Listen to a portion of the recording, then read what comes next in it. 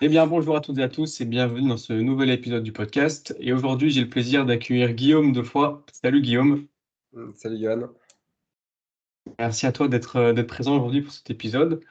Est-ce que pour commencer, tu pourrais s'il te plaît te présenter, parler un peu de ton parcours et de ce que tu fais actuellement dans le monde de la prépa? Merci d'ailleurs déjà pour ton accueil, c'est cool.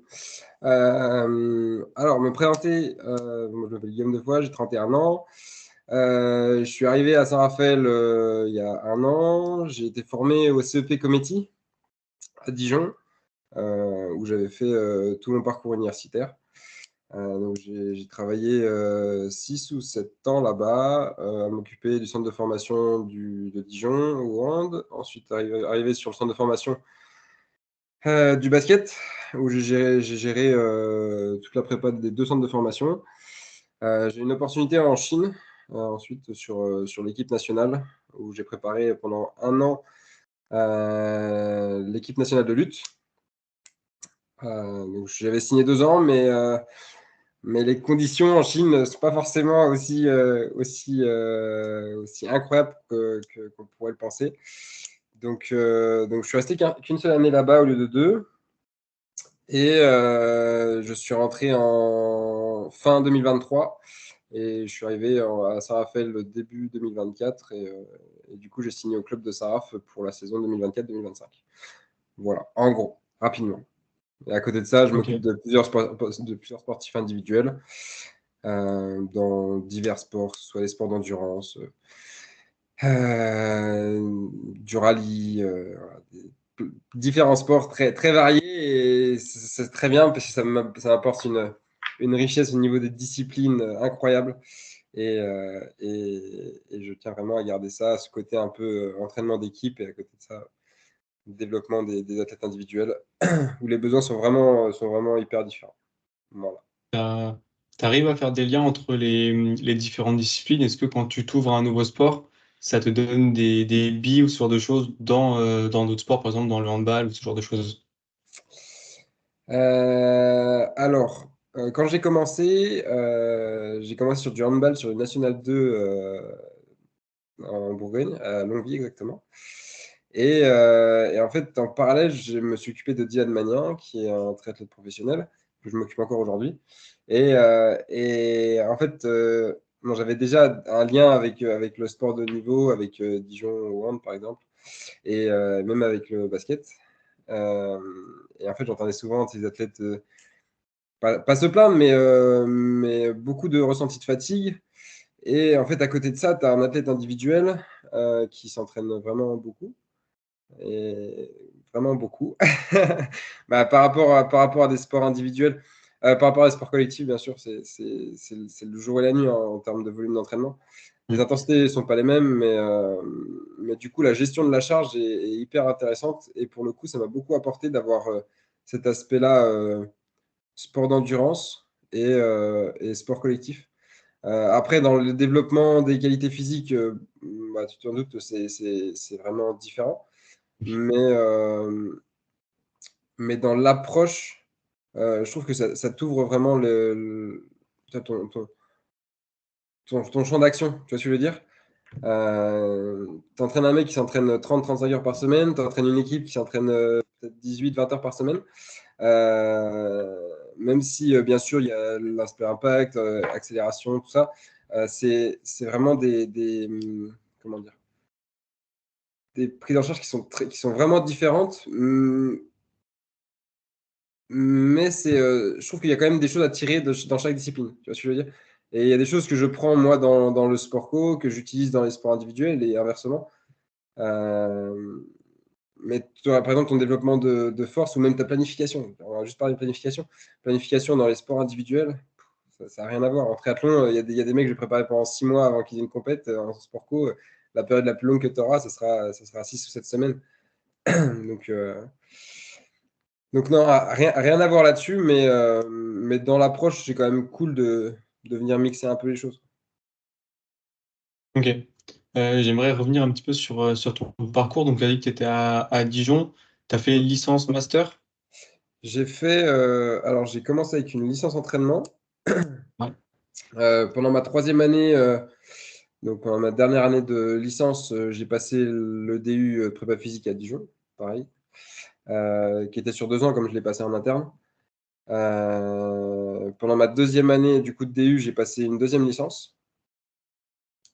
Du coup, j'ai validé mes 2 licences, mon DU, et après, je suis parti sur le master EOPS à Dijon. Voilà. Et en parallèle de ce master-là, je travaillais déjà au CEP Committee. Ok. T'es handballeur de base? Pas du tout, pas du tout. Pas Moi, du tout. je suis basketteur. Ok. Ouais. Mais je suis arrivé assez vite dans le handball. Enfin, j'ai eu fait du handball dans mes jeunes années, mais je me suis dirigé très vite vers le basket quand même. Ok. Est-ce que tu pourrais raconter un peu comment tu as intégré la N2 de Dijon, c'est ça, tu m'as dit? Ouais. Ouais. Bah, Comment tu c'était as la vie intégré de longue vie. En fait, le DU de prépa physique à Dijon, il s'organise. Enfin, il y a 2 possibilités de le faire. Soit tu le passes en interne, c'est-à-dire dans ton cursus universitaire, ce que j'ai fait, soit tu le passes en externe, et dans ces cas-là, c'est sur une seule année. Tu as un stage à faire, et à la fin, tu as ta soutenance et l'examen. Quand tu le passes en interne, en fait, la première année, tu as un stage obligatoire qui se fait directement dans la structure, donc directement dans le CEP Committee.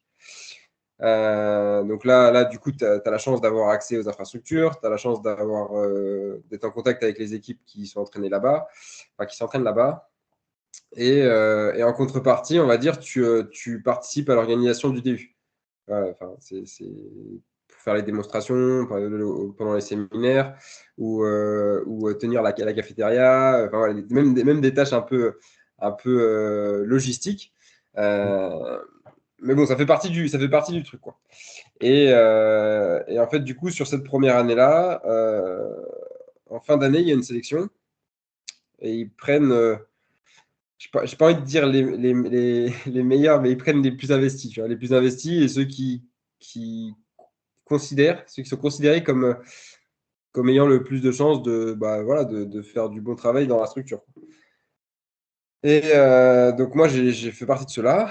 Euh, et en fait, sur la deuxième année, donc je suis rentré en tant que stagiaire, mais du coup, stagiaire DU, ils appellent ça DU2. Ben, en fait, j'ai été en charge directement de l'équipe de Longue Vie Nationale 2 et des filles de Longue Vie Nationale 2. En fait, j'avais 2 équipes la première année. Et j'étais assistant de Justine Labru, qui était la prépa référente sur le centre de formation du DMH, qui maintenant est pompier pro à Lyon. Donc un petit peu changer d'axe, mais voilà. Et puis après, bah, tu fais un peu tes gammes dessus, tu évolues un petit peu, et puis tu fais ce que tu as à faire, quoi. Ok. Avant de basculer sur ce que tu fais maintenant là à Saint-Raphaël, euh, j'ai une question sur le parcours universitaire que tu as fait. Tu as fait une licence, tu as fait 2 licences, tu as fait un master, tu as fait un DU. Les masters aujourd'hui, tu sais, ils sont pas reconnus. Tu n'as pas une carte pro derrière avec ton Ouais. master. On en reparlait encore une fois avec Olivier Mouril hier. C'est quoi les différences de... Enfin, qu'est-ce que ça t'a apporté de faire et un DU et un master? Est-ce que c'est complémentaire? Est-ce que tu as eu vraiment une plus-value à faire ces différents cursus universitaires? Est-ce que tu pourrais parler un peu de ça? Alors, en fait, moi, à la base, j'étais vraiment parti juste pour la licence entraînement et passer le DU. Parce que je trouve que la licence était insuffisant pour faire de la prépa physique. Mhm. Et en fait, quand je suis parti dans le DU, je me suis dit, putain, c'est bien, j'ai des billes dans l'entraînement, mais en fait, si tu veux enfin, si tu veux gérer l'entraînement dans sa globalité, c'est-à-dire que tu dois aussi gérer potentiellement tu sais, les déficits, les blessures, les retours au terrain, tout ça. Et je me suis dit, punaise, mais ça pourrait être hyper intéressant de passer une licence APA, donc activité physique adaptée à la santé. Et je me suis dit, bah go, tu vois, on teste, on tente. Sachant que moi, bah, tu sais, comme je t'ai dit, j'étais sur mon stage, donc pas trop dispo pour aller en cours. Enfin, voilà, enfin, tu connais un petit peu ces problématiques-là. Mais, mais du coup, j'ai tenté. J'ai été quand même vraiment soutenu par un des directeurs du CEP qui s'appelle Christos Paizis, qui est chercheur, donc, qui était référent du master APA, et, et du coup, qui m'a quand même filé un beaucoup de main là-dessus. Et franchement, je suis sorti de là, même si en fait, je suis resté un peu sur ma faim parce que sur la licence APA, il y avait beaucoup de choses sur le vieillissement et c'est pas forcément ma cam, hein, c'est pas forcément ce qui me plaisait, mais en même temps, il y avait des choses qui étaient cool, genre rééduc d'une rupture LCA, et ça, c'est des choses qui sont hyper intéressantes, tu vois, même rééduc d'une entorse de cheville, en fait, c'est des choses qui en licence, tu vois pas. Et même si j'ai pas pris tout ce qu'il y avait à apprendre, parce qu'il y avait des choses clairement moi, pas qui m'intéressaient pas, mais je savais que à un moment donné, je m'en servirais pas, tu vois. Peut-être que dans 10 ans, je regretterais de ne pas l'avoir fait, mais en tout cas, aujourd'hui, tu vois, la prothèse de hanche, c'est pas le truc qui me fascine, quoi. Donc voilà, du coup, une fois que j'ai fait ça, je me suis dit, ok, c'est cool, t'as un peu plus de billes sur la réhab, euh, t'es pas trop mal sur l'entraînement, mais est-ce que tu n'irais pas chercher un peu plus pointu, tu vois, sur l'aspect un peu recherche, sur vraiment des points scientifiques un peu plus pointus. Et je trouve que c'est ce complément-là qui a été cool avec le master et aussi sur la planif. Tu vois. Sur la planif, en licence, tu abordes ça très succinctement. En master, tu rentres quand même vraiment dans le vif du sujet et tu te poses des vraies problématiques parce qu'en fait, quand tu es en master, mais qu'en même temps, tu bosses à côté sur des équipes, bah, en fait, c'est royal. Tu vois, tu peux faire le lien direct. Tu vois, moi, sur les premières années, j'ai fait un paquet de conneries sur la planif, sur le développement de certaines qualités physiques, sur la mise en place de certaines séances, de certains exercices. En fait, tu fais des bêtises, tu vois. Et en fait, c'était grâce à ça, je pense, que si je m'étais arrêté tu vois, après mon DU et mes deux licences, je pense que je serais resté un peu sur ma faim en me disant, putain, j'ai pas testé tout ce que je voulais tester. Et potentiellement, manquer un peu de connaissances aussi, tu vois. Donc voilà, même si aujourd'hui, je suis loin de tout savoir, mais en tout cas, je pense que j'ai testé des choses que j'aurais pas pu tester si je m'étais arrêté plus tôt. Voilà, donc vraiment, aucun regret là-dessus. Et je trouve ça très complémentaire. Sans parler après au niveau administratif, au niveau de la carte pro, etc., etc., parce Hmm. que en soi, ta carte pro, que tu aies ton master ou ta licence, ça change pas grand-chose.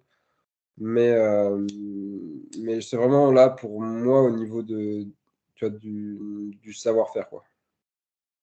C'est vrai que je suis assez d'accord avec toi sur le master. Je trouve une des plus-values, c'est vraiment la rigueur scientifique que ça t'apporte, ce que tu n'as pas forcément en licence. Et même d'autres domaines, tu parlais de la planification, je pense que ça dépend un petit peu des masters, mais tu as Ouais, bien sûr, bien sûr. Ouais, certaines compétences qui sont plus approfondies en master. Et moi, de mon expérience, j'ai fait mon master dans une autre ville que ma licence. ok. Du coup, t'as des enseignants différents, etc. Ouais, Ça t'apporte d'autres visions, d'autres choses, une variété aussi dans les contenus. Donc, tu prends pas tout forcément, mais ouais, tu ouais, bien prends ce sûr, que bien tu as sûr. besoin de prendre et tu Mais l'appliques après sur le ce terrain. qui est cool, du coup, c'est quand même de pouvoir, tu vois, c'est quand même de pouvoir, tu vois, bosser. Enfin, là, moi, je bossais au CEP, donc en fait, c'est une structure qui est liée à l'université. Et en fait, bah, tu as des mecs qui sont en test, tu as des mecs qui sont déjà. Enfin, moi, quand j'étais en licence, il y a des mecs qui étaient en master. Donc, en fait, tu échanges un petit peu sur des problématiques un peu différentes. Tu vois, genre, ouais, toi, comment tu gères le suivi de ta forme, comment tu gères le développement de ta force avec des athlètes. Tu vois, en fait, tous ces échanges-là. Et en fait, c'est des trucs que tu vas potentiellement retrouver sur ton master, mais que tu auras déjà discuté 1 ou 2 ans au préalable. Sauf que là, en fait, tu auras une vraie. Enfin, t'auras déjà entendu parler et ça va t'apporter une base théorique beaucoup plus solide, quoi. Et c'est cool. Hmm. Je suis assez d'accord avec ça. Est-ce que tu as passé, pour finir avec ton parcours un peu plus, pas universitaire, mais de formation, est-ce que tu as passé ou tu passes encore d'autres formations complémentaires? Alors, je passe encore des formations. Enfin, c'est pas vraiment des formations, c'est plus tu vois, des modules, tu Des vois, je suis plus à certifications? l'écoute, tu vois, d'échanges. En fait, là, comme toi, tu peux faire, tu vois, sur des pros qui discutent tu vois, comment eux, ils voient les choses, comment ils, tu vois, comment ils gèrent l'état de forme de leurs athlètes. Tu vois, en fait, c'est des choses plutôt concrètes, enfin, concrètes et terrain qui m'intéressent, plutôt Mm. que d'avoir tu vois, du contenu théorique. Euh, Enfin, c'est pas vraiment du contenu, mais tu vois, je préfère avoir des cas concrets, me dire, OK, lui, comment il fait ça, et est-ce que moi, je pourrais euh, pas copier, mais adapter, voir ce que je peux prendre, voir ce que je pourrais utiliser, voir ce que je pourrais modifier et potentiellement l'utiliser. Tu vois, en fait, déformer un petit peu ce que certains font, ou potentiellement, si les choses sont bien, bah, reproduire, sans vraiment être dans le copier-coller, quoi. Ça m'intéresse pas trop. J'aime bien m'approprier les choses quand même là-dessus. Ouais, t'en inspirer, quoi. Ouais, exactement. Ok. Donc, du coup, t'as bossé après sur les centres de formation, etc. C'est Tu as ça. bossé en Chine. Ouais. Comment s'est faite ta transition à Saint-Raphaël? Parce que du coup, c'est pas le même coin, c'est pas la même personne. Comment s'est fait cette Comment ça s'est transition? fait comment ça s'est fait? Ça s'est fait, franchement, je pense qu'on s'est fait de l'œil. Enfin, au niveau du processus de recrutement ou de comment moi je me suis adapté à l'équipe? Ça, c'était ma question d'après, mais Ah, tu peux parler de je vais faire tu un peux parler all-in de- alors. Euh, En fait, moi, du coup, moi, j'ai emménagé à Saint-Raph parce qu'il y avait des projets individuels qui étaient hyper intéressants. J'avais un triathlète qui préparait le championnat du monde, donc qui est ici, avec qui je voulais vraiment essayer tu vois, d'être le plus précis possible dans la prépa pour que lui il puisse être le plus performant possible. J'avais un projet de préparer un mec qui fait le Dakar, Mathieu Serradori. Donc là, c'est pareil, si j'étais pas ici, c'était pas possible de le faire. Euh, donc ça a été aussi vraiment une révélation parce que c'est un projet qui est hyper excitant et qui me sort complètement de ce que je fais d'habitude, quoi. J'avais préparé, quand j'étais au CP, j'avais préparé un pilote de motocross. Mais là, pour le coup, c'est de l'ultra-endurance en sport auto et je connaissais pas du tout. Donc c'est cool parce que la prépa, elle est hyper large, enfin, hyper variée. Tu as plein de points à voir et c'est cool. Et en même temps, c'est un milieu que je connais pas, enfin que je connaissais pas trop. Euh, je connais un petit peu mieux maintenant, mais c'est en progression. Et en fait, il y avait ce club de Saint-Raphaël, Var Handball. Et je pense que bah, on s'est fait un peu de l'œil l'un et l'autre. Eux, ils avaient un peu envie de changement. Ils avaient vécu une saison un petit peu galère l'année dernière. Et ils voulaient changer certaines choses. Et puis moi, j'étais dans le coin. J'étais intéressé et motivé pour retrouver un projet sur du sport co de haut niveau. Et on s'est rencontrés. Ça a bien matché avec Ben Bro, le coach, avec Charlie, son assistant, et puis avec le directeur sportif et le président. Et puis voilà, on s'est mis d'accord sur les termes et on est parti en juillet ensemble, quoi. Voilà. Du coup, t'as emménagé d'abord à Saint-Raphaël pour Mais en fait, les athlètes. exactement, exactement. Ouais. Et après, du coup, t'as eu. C'est eux qui.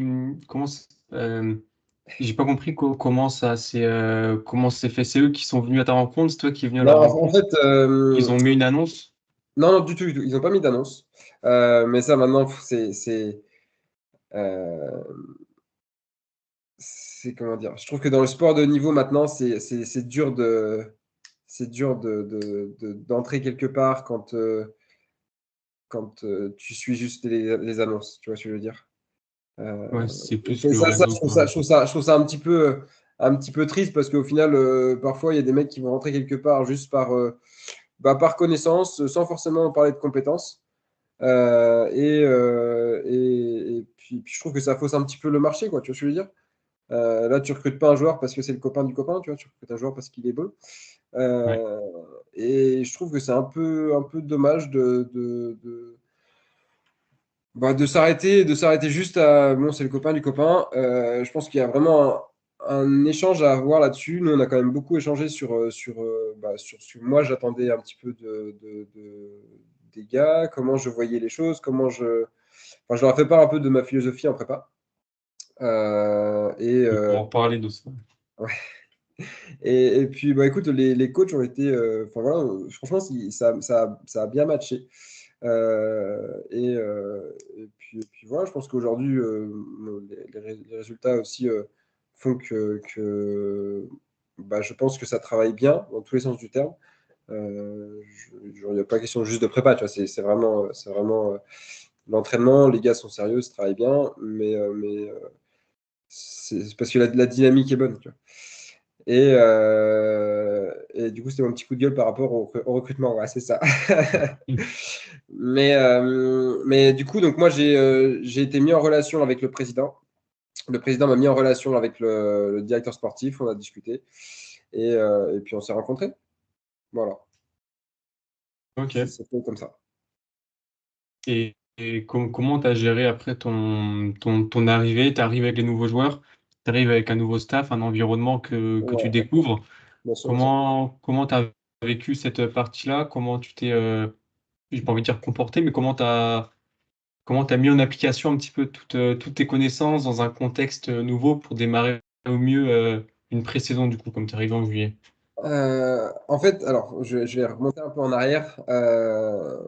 Tu vois, moi, j'aime bien arriver sur un projet où je me dis, ah, là, Guillaume, t'es pas dans ta zone de confort, tu vois. Là, t'es un peu sous tension. Tu vois ce que je veux dire? T'arrives sur un nouveau projet et t'as la petite boule au ventre. Tu vois, moi, j'aime bien. Moi, j'aime bien quand ça arrive comme ça. Sinon, en fait, bah, tu sais, t'as pas de truc qui t'anime. Quand j'étais au Hmm. CEP, tu vois, j'ai fait 6 ou 7 ans. Et en fait, quand je récupérais l'équipe en début d'année, bah, soit c'était des joueurs que j'avais déjà entraînés, soit c'était des mecs qui, bah, alors, vraiment sans aucune prétention, mais qui avaient vu ce que j'avais fait avant avec certains athlètes. Euh, et du coup, les choses sont beaucoup plus simples en fait sur la pré-saison. Tu vois, et en fait, c'est la pré-saison qui détermine un petit peu comment ça va se passer sur l'année. Et du coup, genre là, je suis arrivé et vraiment là, c'était pas de l'appréhension, mais c'était un stress, tu vois, un stress. Et ça faisait du bien, tu vois, de le retrouver ça. Euh, donc, bah, en fait, les choses se sont mises en place assez naturellement parce que bah, moi, sur les premières séances de l'année, j'aime bien partir sur quelque chose de cool. Tu vois, j'ai pas envie de le mettre directement. Tu sais quoi, les gars, on reprend la pré-saison, on va sur la piste ou quoi. Moi, je suis pas un prépa piste, ça me saoule. Je sais que c'est important d'en faire, on en fait, mais avec parcimonie, quoi. Je suis pas dans l'excès et je pense qu'en sport co, c'est pas forcément le truc le plus nécessaire. Euh, c'est important d'en faire, mais quand même. Et donc, bah, en fait, j'ai mis en place mon organisation, ma planification. On a vraiment fait une pré-saison de qualité. On a fait des gros tournois, dont un à l'étranger. C'était vraiment je trouve qu'elle s'est vraiment très très bien passée cette pré-saison.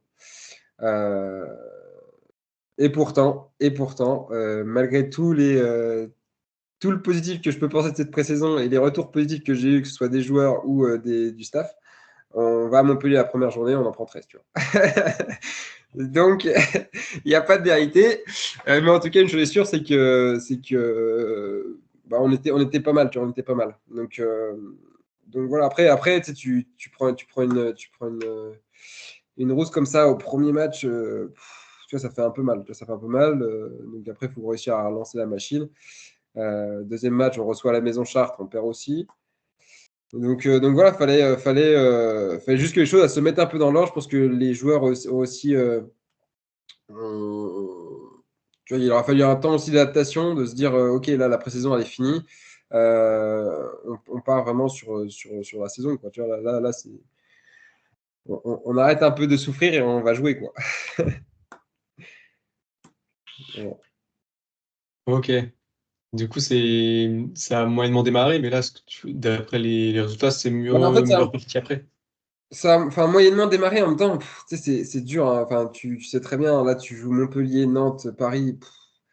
Franchement, regarde, enfin, là, je pensais, nous, la semaine dernière, franchement, on était en confiance, on était bien, on n'avait pas de blessés. Tu joues Paris qui est un peu dans le trou. Au final, t'arrives, t'en prends 10, quoi. Tu vois.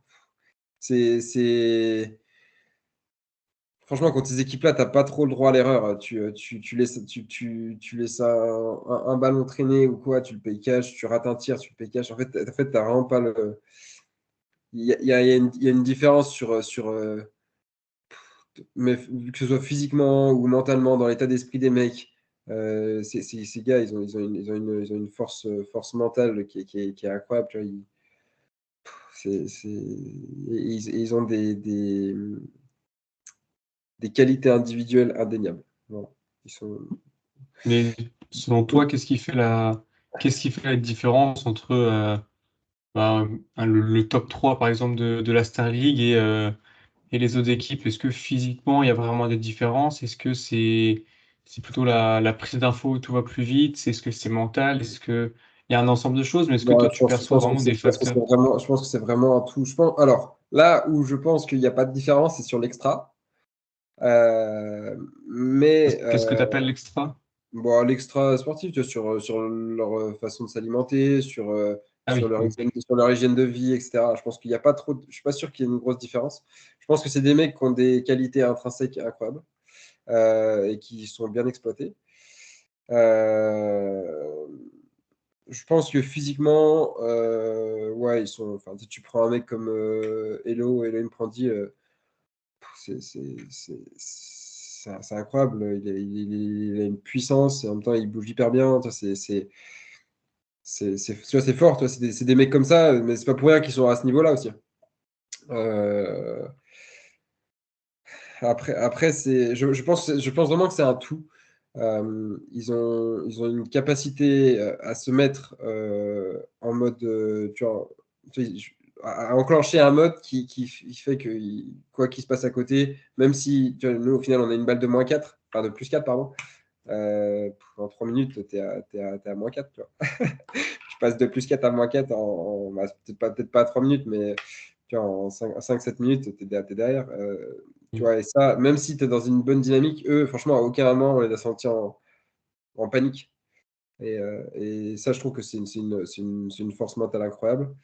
Et puis, bon, on va pas se mentir, tu vois, il y a la largeur de banc, tu as le côté financier qui joue aussi. Euh, Tu vois, nous, sur la première partie de saison, il y a des joueurs sur qui on a vraiment tiré, tu vois, qui jouent 50-55 minutes par match pendant 6-7 matchs de suite, c'est énorme, tu vois, c'est énorme. Donc,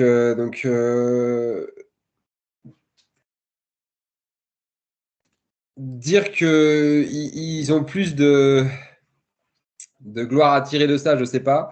Mais en tout cas, c'est vraiment des athlètes de très haut niveau. Et puis, c'est pas pour rien qu'ils rayonnent aussi sur la scène internationale. Enfin, je te parle vraiment de ces trois clubs parce qu'après, pour moi, Limoges, Toulouse, euh, tu vois, c'est un petit peu différent parce que c'est des clubs un peu plus émergents. Même si Toulouse-Limoges, en fait, ce qu'ils font là, c'est quand même très, très respectable. Hein. C'est des clubs qui, il y a peut-être 5 ans, ils Oui, étaient bien sûr. en D2. Enfin, moi, je trouve que c'est fort, tu vois, c'est fort. Et du coup, ça donne un championnat de France en même temps hyper excitant parce que tu as des équipes qui se tirent la bourre. Là, tu vois, le championnat, tu prends le milieu de tableau, c'est un truc de fou. Là, tout le monde peut battre tout le monde. Ouais, ils sont tous à Mais, égalité presque. bah ouais, c'est ça, c'est ça. Et en même temps, c'est un peu déséquilibré parce que tu sais que les trois premiers, tu peux pas les chercher, quoi. Mm. Donc, c'est un peu frustrant. Mais c'est comme ça. C'est, il faut se battre avec ses armes, donner le meilleur du groupe, de ce que le groupe peut donner. Et puis voilà, tu vois, enfin, moi, ce que je veux juste, c'est ne pas avoir de regrets et te dire, putain, si on avait fait ça, si on avait fait ça.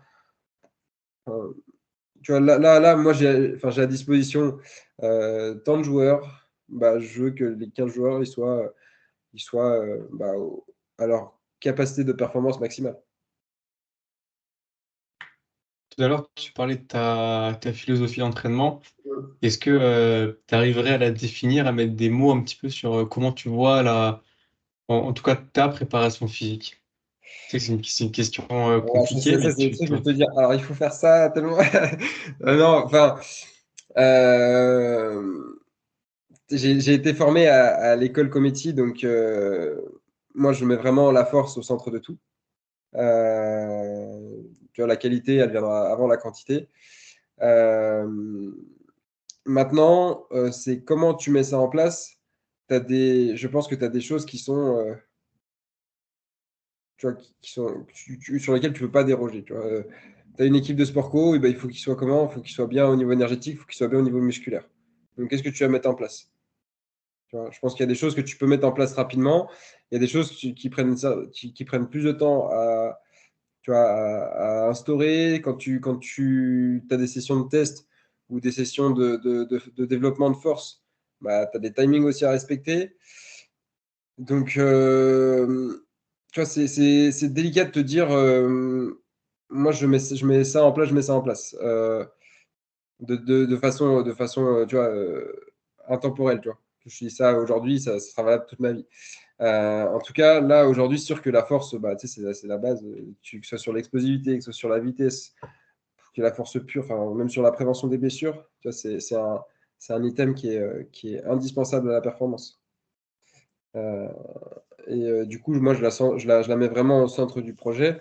Après, en parallèle, c'est sûr que tu as le développement énergétique en pré-saison, par exemple, où tu ne peux pas le négliger. Tu peux pas arriver où les mecs, bah, c'est sûr qu'ils vont sauter haut, ils vont être forts, mais s'ils sont incapables de les tenir pendant, je sais pas, sur un temps effectif de 30 minutes sur le match, bah, ça n'a pas d'intérêt. Si le gars il fait 3 sauts et qu'il est au bout du rouleau, tu vois, ça a pas trop de sens. Donc c'est la reproductibilité des efforts, c'est la qualité des efforts. Je pense qu'un mec qui est rapide tout le temps, bah, dans un sport co, c'est pas forcément la chose la plus indispensable. Tu vois, il faut être capable d'avoir un delta entre ta vitesse de croisière et tes efforts explosifs. C'est tes efforts explosifs qui vont faire la différence. Là, je vais prendre l'exemple tu vois, d'un mec chez nous, Mike Brasler. Bah, tu vois, c'est un mec qui est lent tout le temps. Sauf que dès qu'il met le turbo, le gars, il a une puissance incroyable. Et tu vois, il est hyper dur à arrêter. Donc, voilà, il faut réussir à trouver le bon, le bon équilibre dans l'organisation et dans la planification du développement de tes qualités physiques. Et en fait, quand tu arrives avec un groupe pro, bah, tu as certaines problématiques comme l'expérience de tes joueurs. Tu vois, c'est pas toujours un avantage et c'est pas toujours un inconvénient. Mm. Tu vois, quand tu as un mec qui est habitué tu vois, à faire de la force tout le temps, bah, peut-être que des fois c'est intéressant, enfin de la force max tout le temps, mais c'est peut-être intéressant de l'emmener sur d'autres choses. Si tu as un mec qui est habitué justement à pas trop mettre de charge, mais juste être sur l'aspect préventif, bah, peut-être que c'est bien de l'emmener sur d'autres choses. En fait, moi l'idée, c'est de les emmener sur un champ assez large, structuré, hum, mais que l'athlète soit confortable en fait. Tu vois, sur certaines choses, tu dois le mettre en difficulté. Sur les coordinations, tu peux le mettre en difficulté. Tu vois, ça, c'est un truc qui est intéressant. Euh, et l'avantage du handball, je trouve, c'est que c'est un peu tu vois, c'est un peu le milieu entre la finesse du basket et la dureté du rugby. Et je trouve que dans l'entraînement, ben, les athlètes, ils sont quand même entraînables. Ils sont bien entraînables. Ouais, je vois ce que tu veux dire, ouais. Euh, Comment tu fais pour... tu l'as dit, il y a plein de choses à faire. Il y a du travail de force, du travail accès préventif, il y a plein de choses à faire. Tu parlais de mettre les joueurs sur d'autres perspectives s'ils ont l'habitude de faire quelque chose. Est-ce que tu arrives facilement à les faire aller sur d'autres choses? Parce qu'on sait que tu vas avoir des joueurs qui vont être bon, très, très déterminés. Ok, je fais ça, je le fais à fond, etc. Tu peux avoir aussi des joueurs un peu plus, comment dire, j'ai pas envie de dire feignants, mais tu sais, qui sont un peu, qui aiment un peu moins la prépa, qui ont un peu plus de mal à aller dans les efforts, aller vers éventuellement peut-être de la nouveauté. Est-ce que tu as ces problématiques et comment tu fais pour les gérer?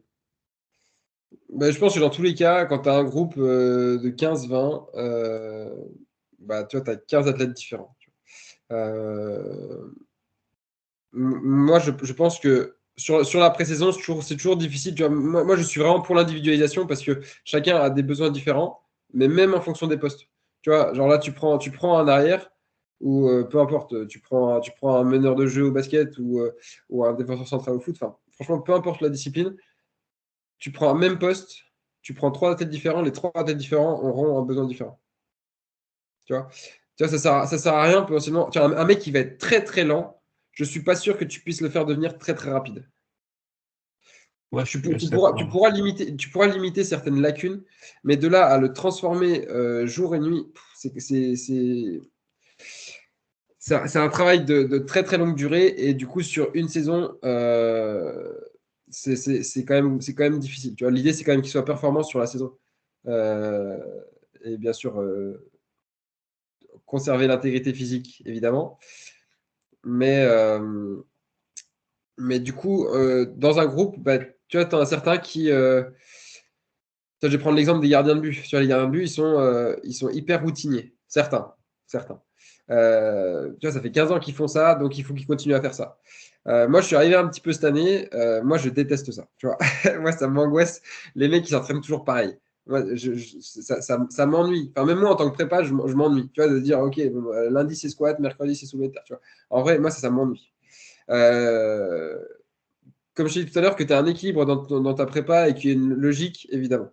Mais que les choses soient hyper répétitives, euh, moi, je trouve ça assez ennuyant. Euh, et encore, là, je te parle du handball, ça va, parce que quand ils sont sur le terrain, ça va, tu vois, ça va dans tous les sens. Mais quand tu prends un sport, tu prends le triathlon, par exemple, tu vois, le sport, il est quand même, tu vois, c'est répétitif, c'est répétitif. Et encore, enfin, encore là, t'en as trois. Je vais te prendre juste la course à pied. Tu vois, c'est toujours la même chose. Et du coup, il faut que tu arrives à faire comprendre ça. Bon, moi, quand je suis arrivé en début d'année, je pense que les gars, ils ont cerné un peu aussi comment je fonctionnais. Et au final, ça match plutôt bien. Après, enfin, c'est toujours difficile de satisfaire tout le monde à 100%. Donc, parfois, tu fais des petits compromis. Tu sens que le gars, il a besoin de telle ou telle chose pour être performant. Ok, bah, tu vas lui donner, mais par contre, il faut que ce que tu lui donnes, ça rentre dans la planif. Tu vois, il faut que ça rentre dans un développement cohérent de certaines qualités. T'aurais un exemple concret que tu as vécu avec un joueur? Alors, euh, ouais. J'en ai même plusieurs, mais je vais t'en donner qu'un. Alors, Ça, c'est parlant, tu vois. bah, sans nommer personne, mais tu as un joueur qui aime bien. Nous, on a des muscles lundi, mercredi. Et en fait, le reste de la semaine, moi, j'interviens sur des besoins individuels et sur les séances d'avant, enfin, sur des activations avant les entraînements. Et en fait, ce joueur-là, il a toujours été habitué à faire un travail, entre guillemets, de force euh, force un peu explosive le lundi et vraiment explosivité pure le mercredi. Donc en fait, dans sa saison, il a aucune période de développement. Tu vois ce que je veux dire?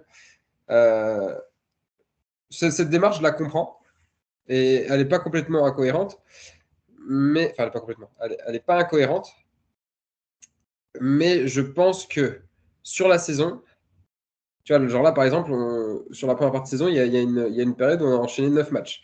Donc, c'est-à-dire que pendant 2 mois et demi, bah, tu dois rester sur ton potentiel de force que tu avais développé avant. Tu comprends ce que je veux dire?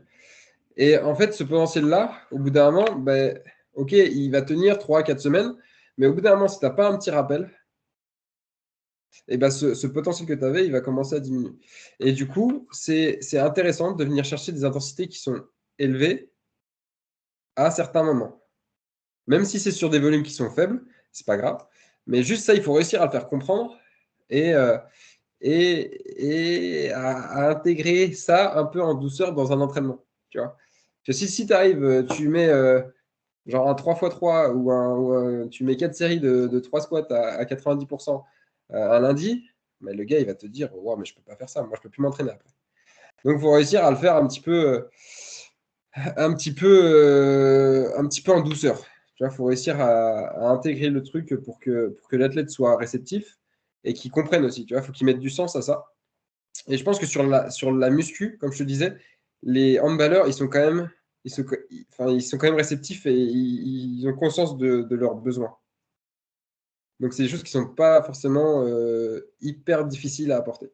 Tu mets ça au basket, je pense que c'est un peu plus dur.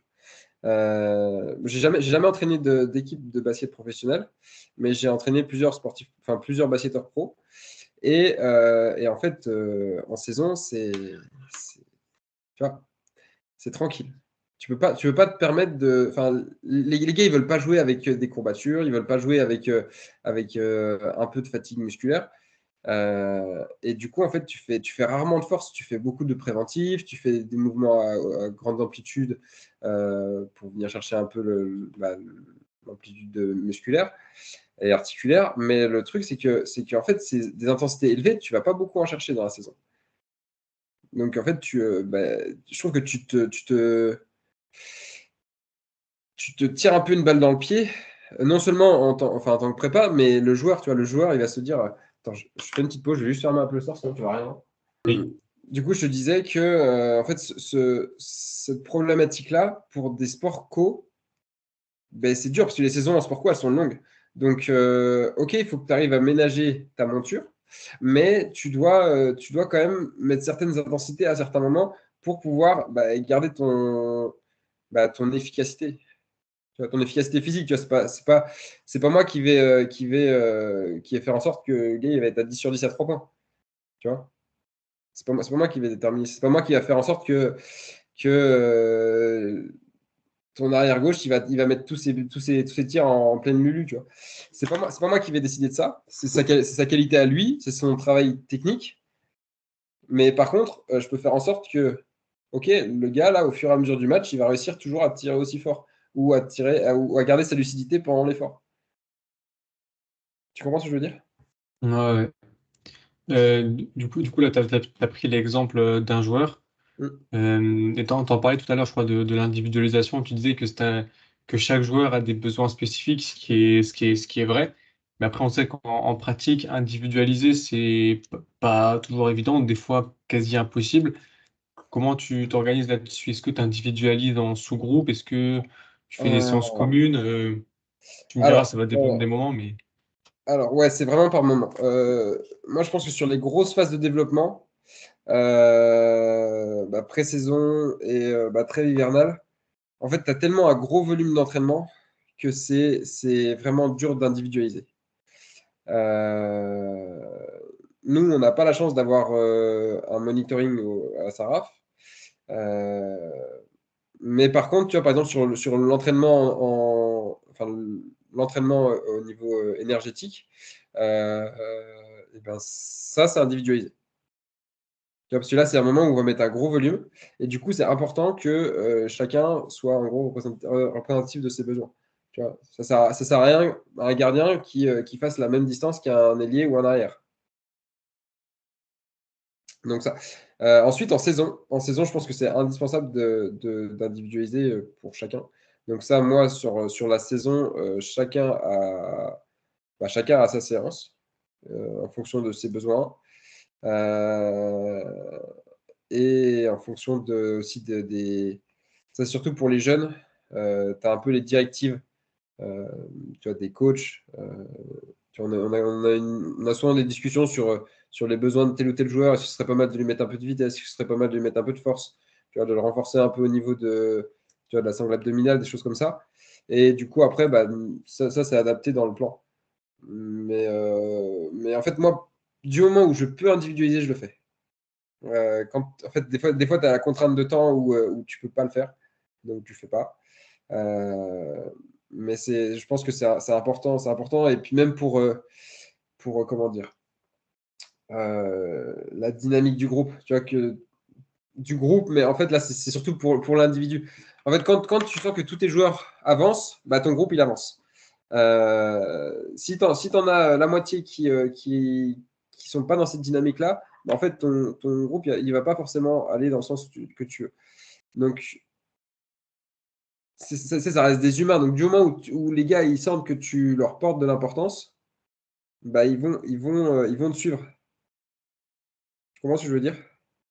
Et tu vois, au-delà de leurs besoins fondamentaux, tu vois, de développer certaines qualités physiques en fonction des profils, c'est hyper important que l'athlète il se sente, bah, j'exagère, mais unique, tu vois.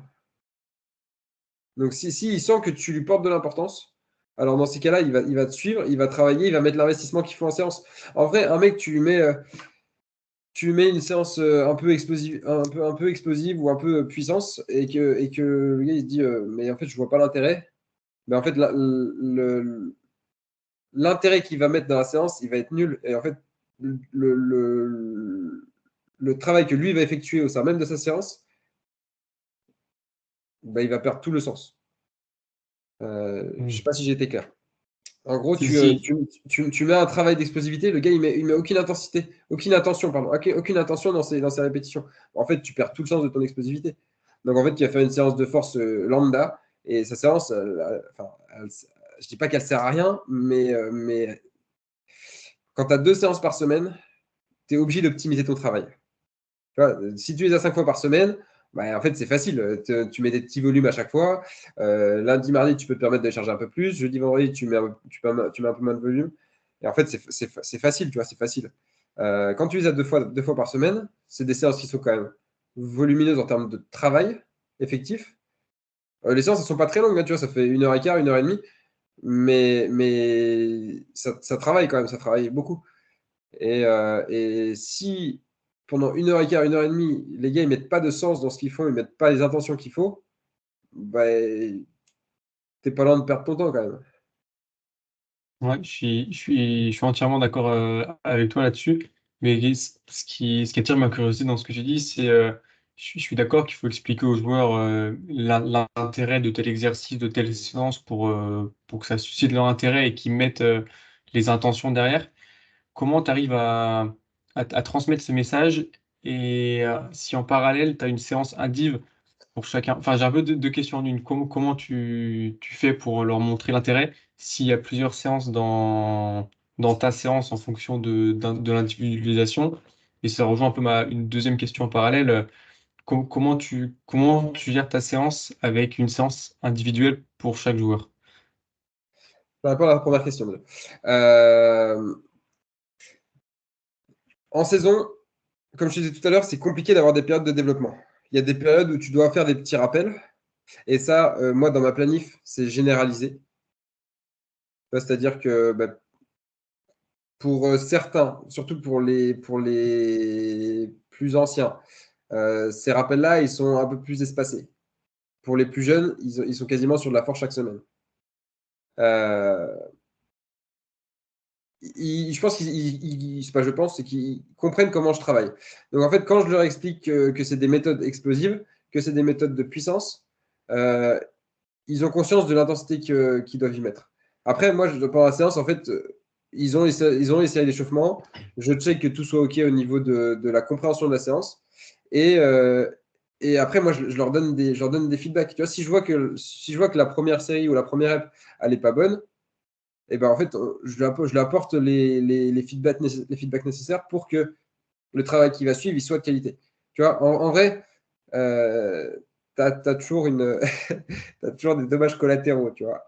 Faut essayer qu'ils soient les moins importants possibles. Et que...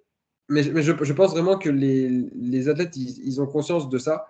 Et, et pour eux, c'est nettement plus cool, pas pour tous, c'est nettement plus cool de faire des séances d'explosivité où ils doivent mettre de la vitesse, de mettre tu vois, des sauts, de la plio, de la vitesse sur la barre, sans forcément mettre très lourd.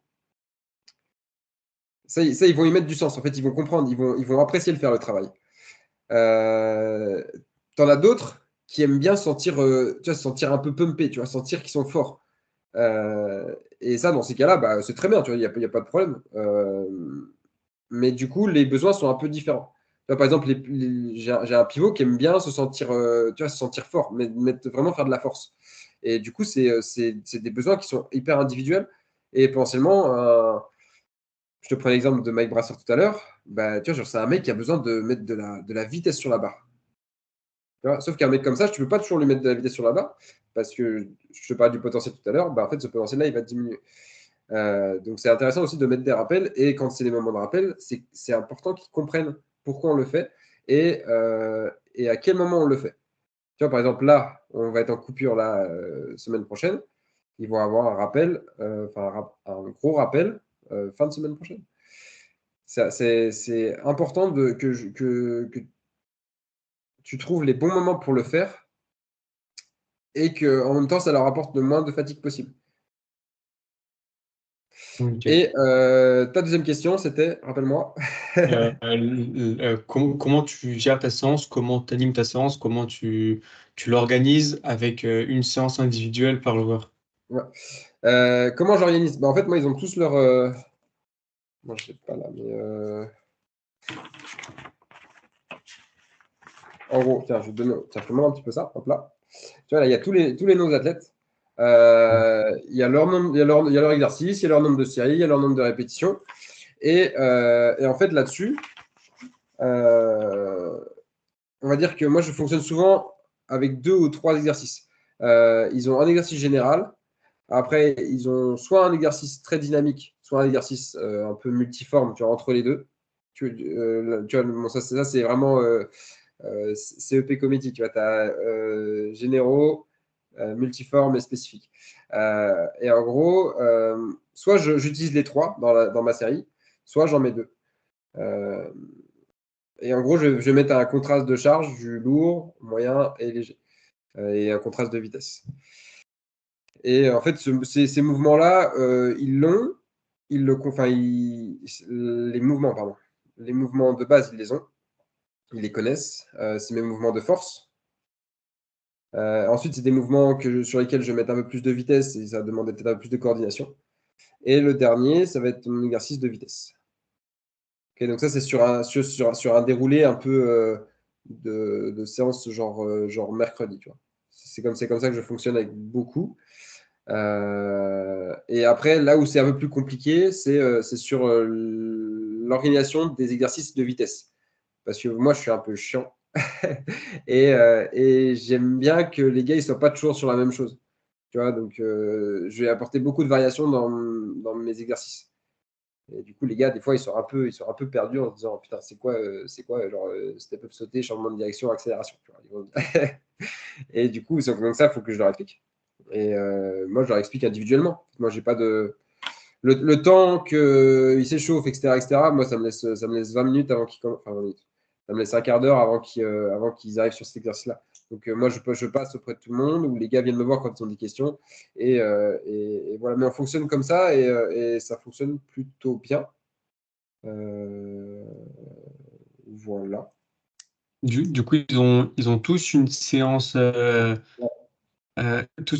différente, ou t'en as qui peuvent avoir la même séance et ils seront en second. Alors, ils ont tous une séance différente. Juste, ils ont une individualisation des intensités. Et,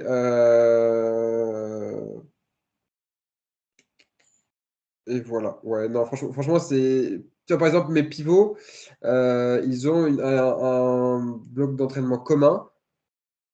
Mais tu vois, certains vont avoir des exercices de prévention différents des autres, de l'autre, ou un exercice de vitesse un peu différent. Comme je disais, tu as des joueurs qui ont besoin de sentir, tu vois, en bloc, tu vas vraiment se sentir fort, alors que l'autre pas forcément. Donc en fait, je vais pas tout généraliser, alors que potentiellement les besoins sont un peu différents. En fait, là, pour le coup, je suis vraiment à l'écoute des gars quand ils me disent tu vois, j'aime bien me sentir fort. Tu vois. En tout cas, sur les séances de prépa. Si les gars, ils écoutent le podcast, ils vont me chambrer parce qu'en fait, il y a des choses sur lesquelles je n'écoute pas du tout. Mais, c'est sur leurs besoins, en fait, de comment ils se sentent, s'ils se sentent bien. Parce que comme je disais tout à l'heure, sur les gardiens, ils ont besoin d'avoir des routines. Enfin, en tout cas, un des deux. Et du coup, bah, là moi, j'ai besoin de lui mettre souvent la même chose pour qu'il se sente bien. Mais comme je te disais tout à l'heure, moi, c'est pas trop ma façon de fonctionner. Donc, j'apporte quand même un peu de variation. Et en fait, c'est de juste trouver le bon compromis, que lui, il soit un peu ouvert à ce que moi, je vais lui proposer et que moi, je sois aussi ouvert à ce que lui, il a besoin. Tu comprends? Ok. Ouais. Du coup, du coup, je reviens juste à ce que j'ai dit avant, là, par rapport au fait qu'il y a des choses sur lesquelles je ne les écoute pas. C'est surtout sur l'aspect énergétique. Si tu connais les joueurs de sport co, dès que tu les mets sur du cardio, ils sont râleurs. Voilà. Donc, c'est des petits clins d'œil. Donc, j'avoue que là-dessus, je suis je suis un peu hermétique. Voilà. Ok. Et comment tu la sens, toi, la dynamique de séance? T'en as, ils sont moins fans de l'individualisation, pardon, Ouais, voilà. pour avoir une meilleure dynamique de groupe, tu vois. Comment tu la vois, toi, ta dynamique de groupe et ton ambiance de séance avec des séances différentes pour tous les joueurs? Alors, enfin, moi, de mon côté, j'ai vraiment aucun problème. Enfin, là-dessus, alors, en fait, moi, j'ai commencé la pré-saison, donc on a fait vraiment du général pour tout le monde. Enfin, en tout cas, c'est sur la force où j'avais besoin de développer tout le monde à peu près pareil. Enfin, pas à peu près pareil, mais sur des orientations similaires. Euh, Ensuite, j'ai individualisé par poste. Et quand la saison a commencé, on est parti sur une individualisation par athlète. Et je comprends très bien le fait que ta dynamique de groupe, elle est un petit peu cassée parce que bah, tout le monde ne fait pas toujours la même chose. Et au final, quand tu as un mec qui va faire un test, bah, l'autre, euh, tu vois, peut-être un 6 sur 10 au squat. Tu vois, donc en fait, la dynamique de séance n'est pas la même pour tout le monde. Mais c'est ce que je te disais tout à l'heure, c'est qu'en fait, cette dynamique-là, quand tout le monde avance, le groupe avance. Tu vois, et potentiellement sur un travail de groupe, quand, euh, quand tout le monde va faire la même chose, bah, tu en as certains qui vont se dire: ah ouais, mais en fait, moi, j'ai pas besoin de ça. Tu vois, je fais ça parce que tout le monde fait ça, mais ça me convient pas. Donc peut-être, c'est peut-être une minorité, tu vois, c'est peut-être une minorité, peut-être qu'il y en a 3 sur 10 qui vont dire ça. Mais au final, ça va être délétère pour les 3 gars. Et potentiellement, le fait qu'ils soient dans un mood un peu moins bon, bah, ça va pas forcément tirer le groupe vers le haut. Alors que là, si tout le monde se sent un peu unique dans l'entraînement, ben, en fait, tout le monde va aller vers l'avant. Tu vois ce que je veux dire? Donc là, moi, j'ai pas trop ce problème de dynamique de groupe parce que je trouve qu'elle est. Enfin, nous, les séances, elles sont quand même reçues plutôt positivement, tu vois. Enfin, les gars, je pense pas que ce soit une contrainte de venir en muscu. Je pense pas. Je peux me tromper, hein, mais vraiment, je pense pas. Et pourtant, c'est le matin, c'est de bonne heure, donc les gars préfèrent dormir. Mais franchement, il n'y a pas beaucoup de séances où les gars n'ont pas envie de travailler ou autre chose. Après, ça arrive qu'ils soient dans un moins bon mood et généralement, et ça, c'est cool. Parce que depuis le début de l'année, à chaque fois que ça arrive, tout le monde est en même temps. Donc ça veut dire que tu n'as pas 3 gars un jour, 3 gars l'autre jour. Tu vois. Alors, tout le monde est dans un bon mood le même jour. Donc ça, c'est cool. Mais aussi, ça, c'est des signes tu vois, c'est des signes c'est des signes que tu dois prendre en compte en fait dans ton suivi d'état de forme. Tu vois, si les gars ils sont un peu irritables, bah, peut-être qu'il y a de la fatigue. Peut-être qu'il y a la fatigue générale. Si tu sens que ils sont pas réceptifs à ce que tu leur dis, peut-être que c'est toi qui est pas clair, ou peut-être que le groupe il est un peu fatigué. Donc il y a aussi une gestion là-dessus. Mais on échange beaucoup, tu vois, avec les coachs sur comment, sur l'état d'esprit du groupe. On échange quand même beaucoup sur comment ils se sentent. Est-ce qu'il y a eu des intensités? Est-ce que les gars ils se sentaient bien? Est-ce qu'ils étaient dans un bon mood, etc., etc. Et c'est important, tu vois, la gestion des humeurs, c'est quand même un bon indicateur. Je trouve. Ok. Et on parlait du coup là des séances individuelles, comment toi tu coaches plusieurs séances différentes?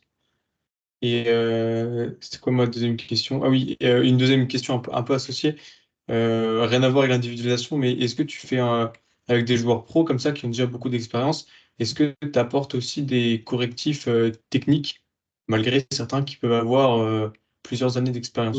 Voilà, deux questions en une. Alors, sur les correctifs en séance, je pense que tu en as tout le temps.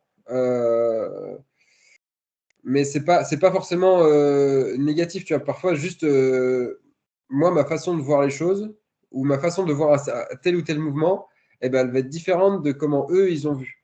Enfin, comment eux, ils ont appris ou comment ils ont évolué là-dessus. Tu vois,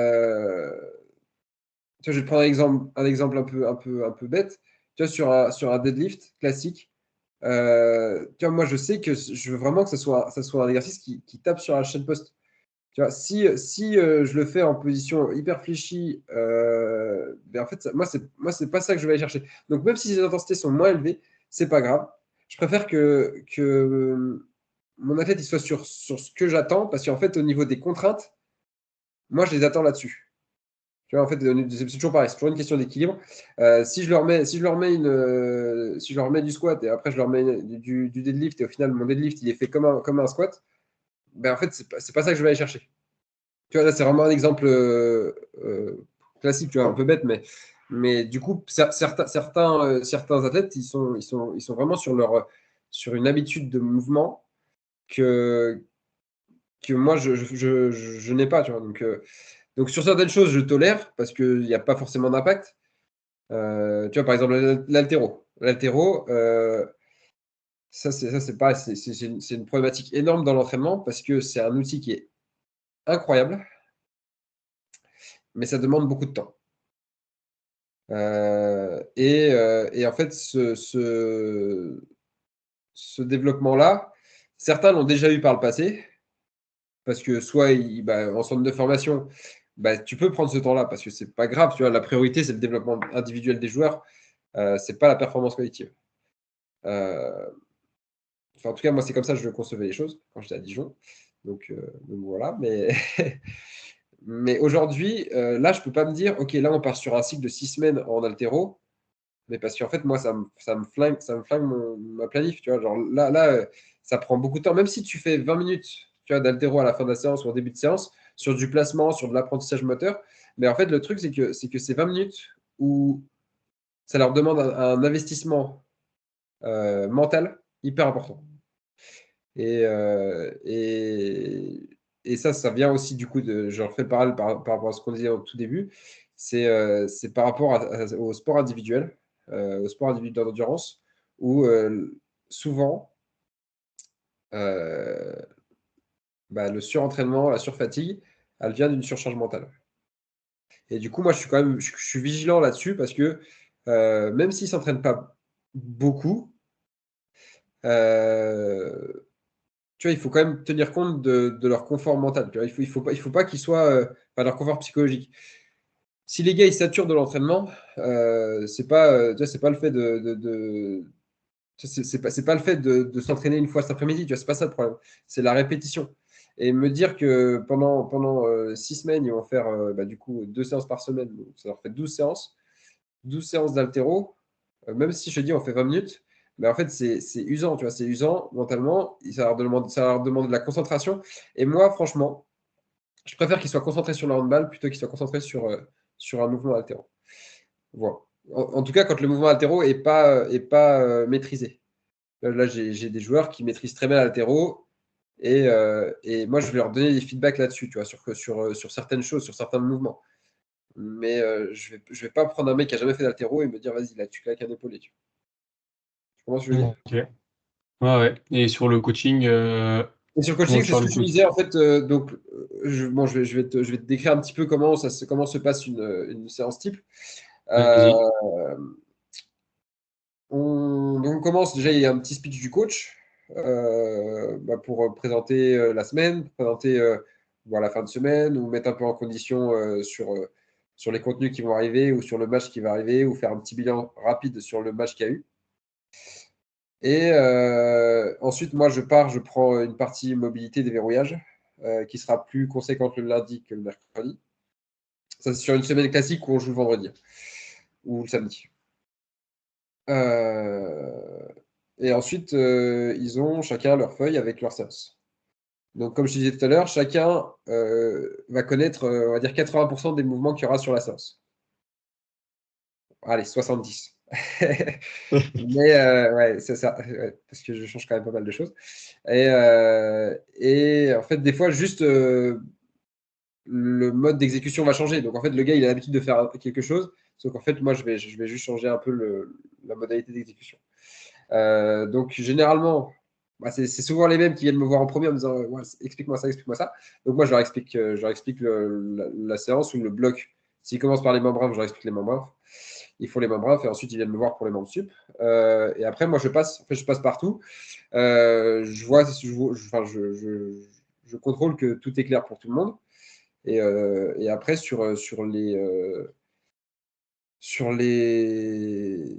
les explications de mouvement, moi, en tous les cas, sur mes séances, je tourne beaucoup entre chacun. Tu vois.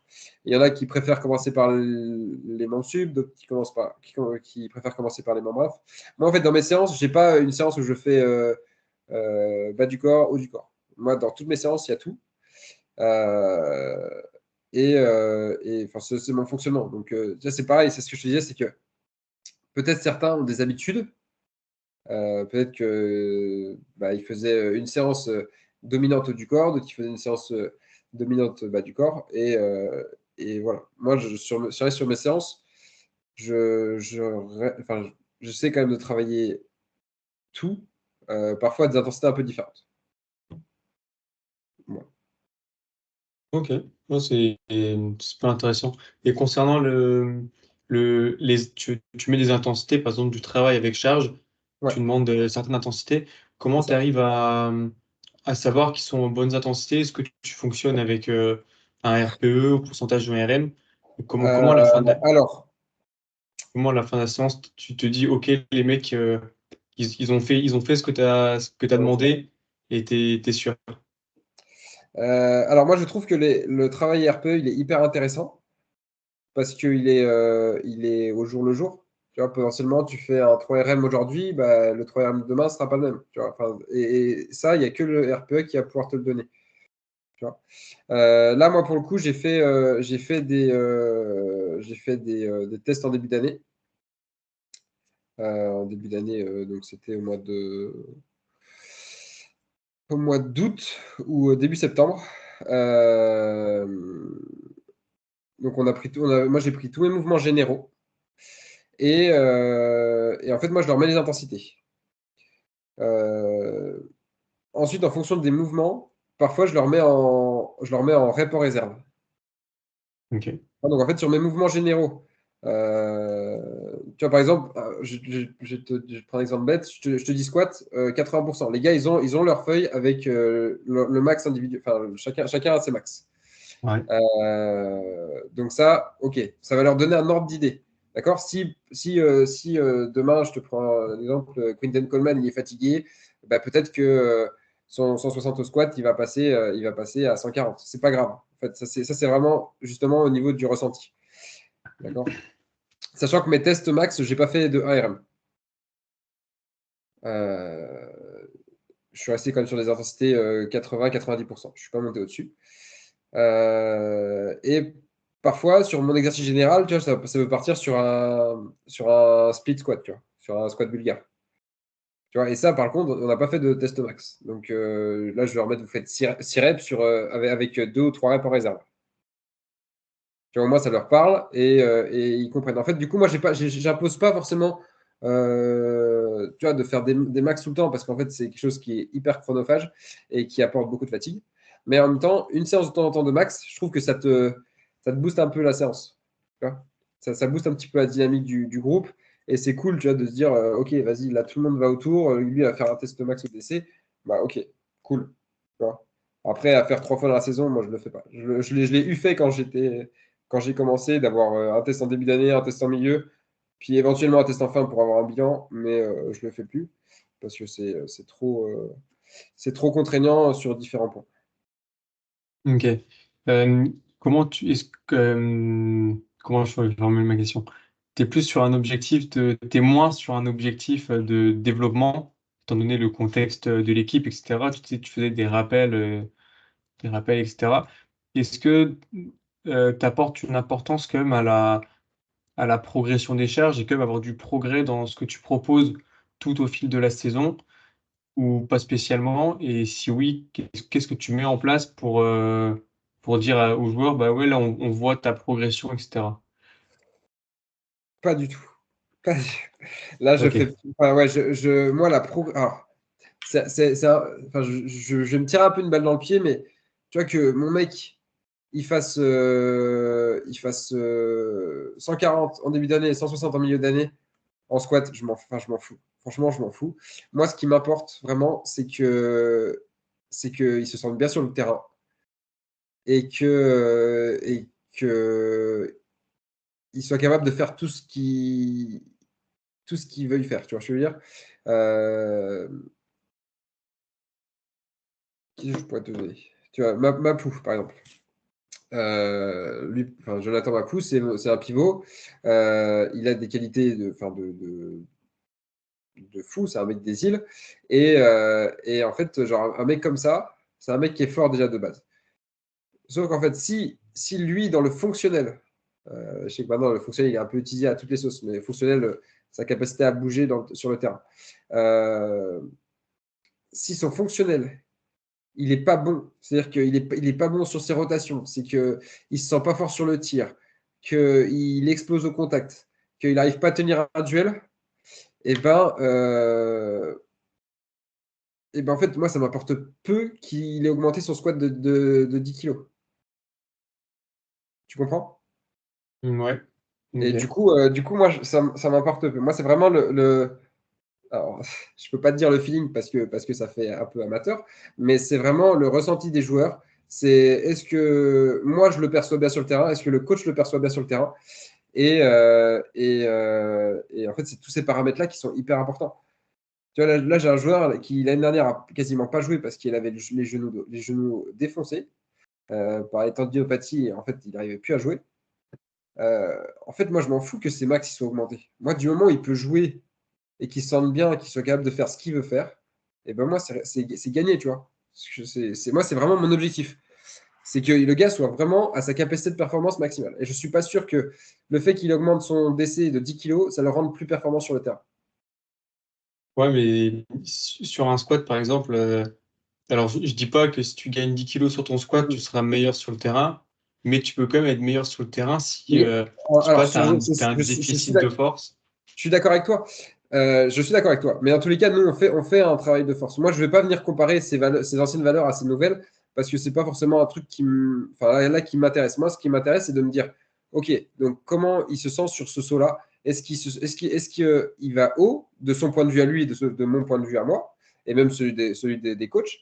Est-ce que défensivement, il va être capable de tenir ses duels sur les changements de direction? Est-ce qu'il va être capable d'accélérer, de décélérer? Enfin, tous ces paramètres-là qui, je pense, sont nettement plus pertinents que juste une évaluation objective de ses performances en musculation.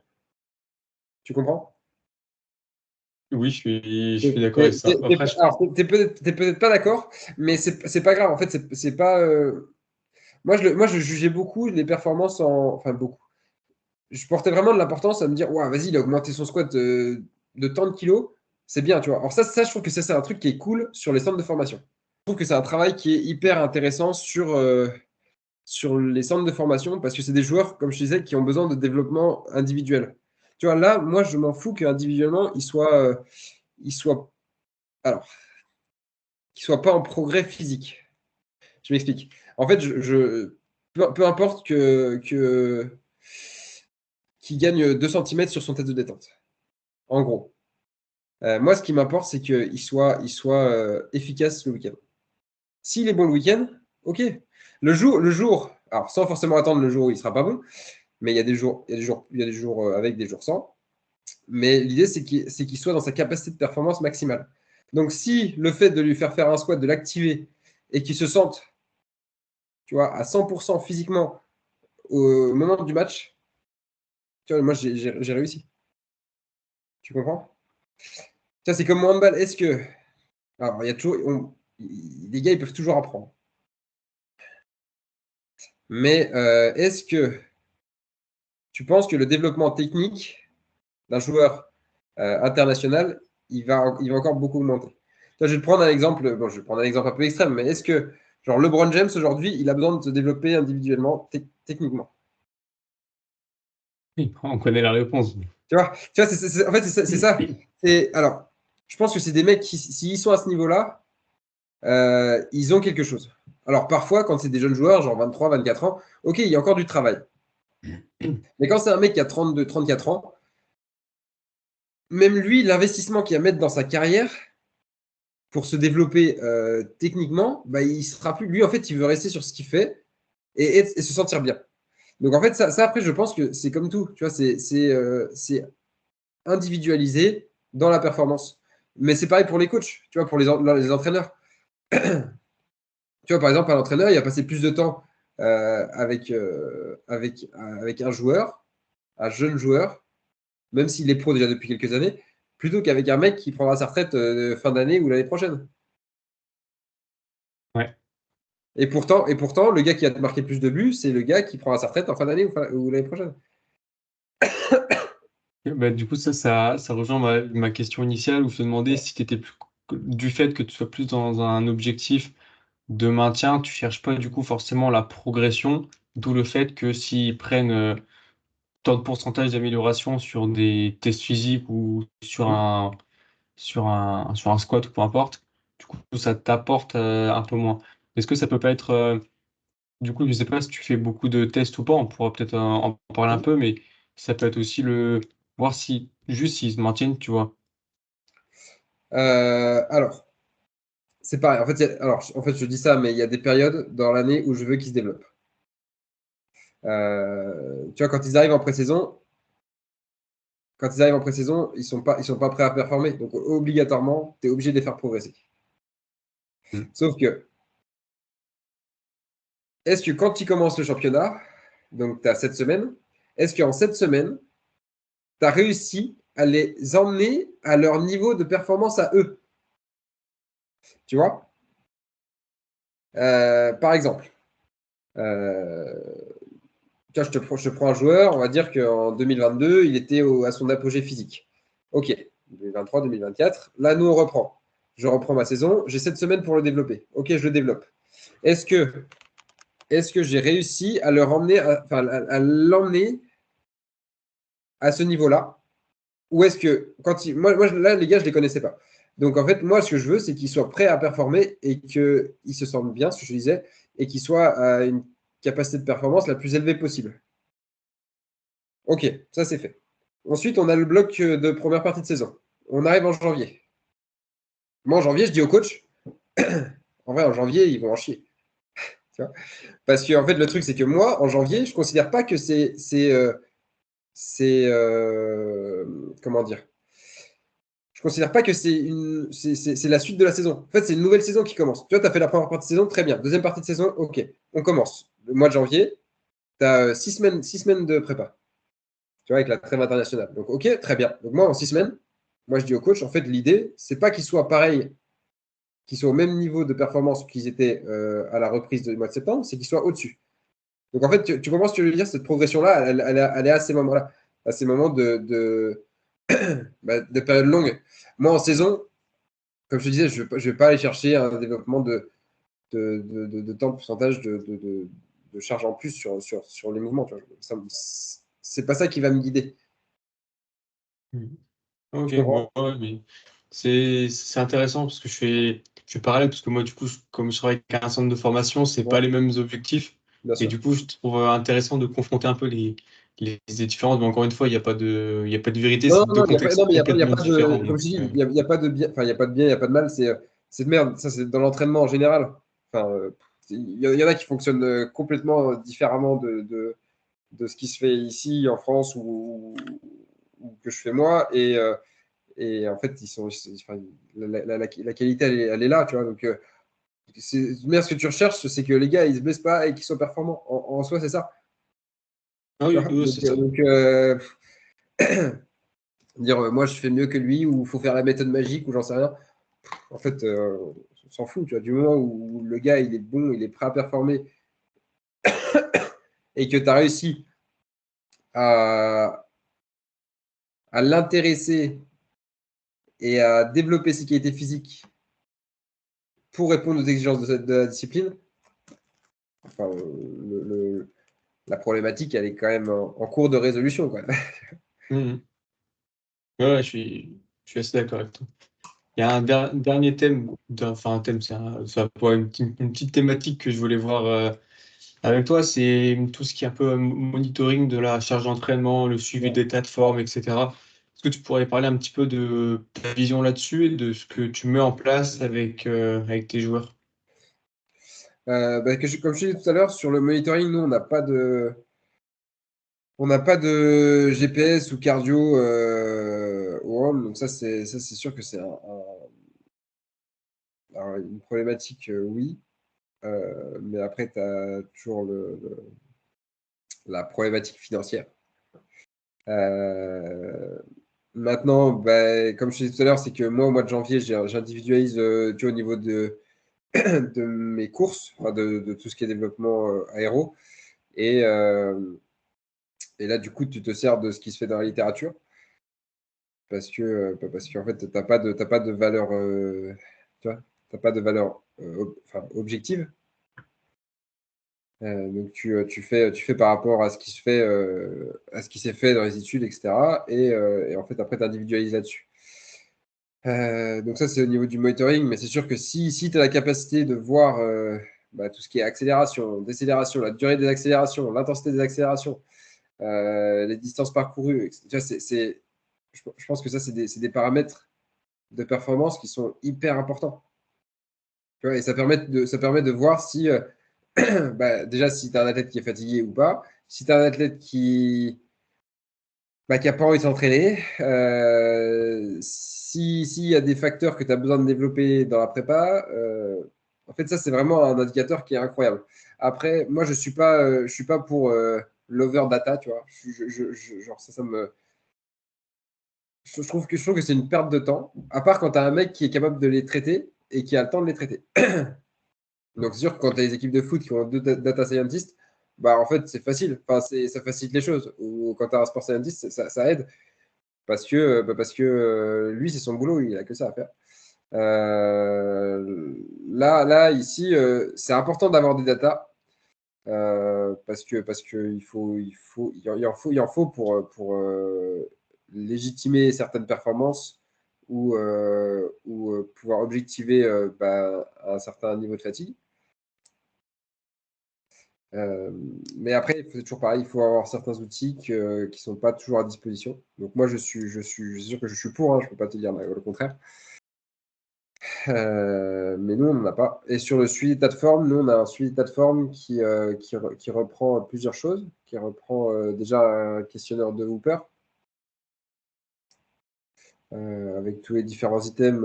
Après, je me suis un peu approprié en changeant certaines choses pour que ce soit rapide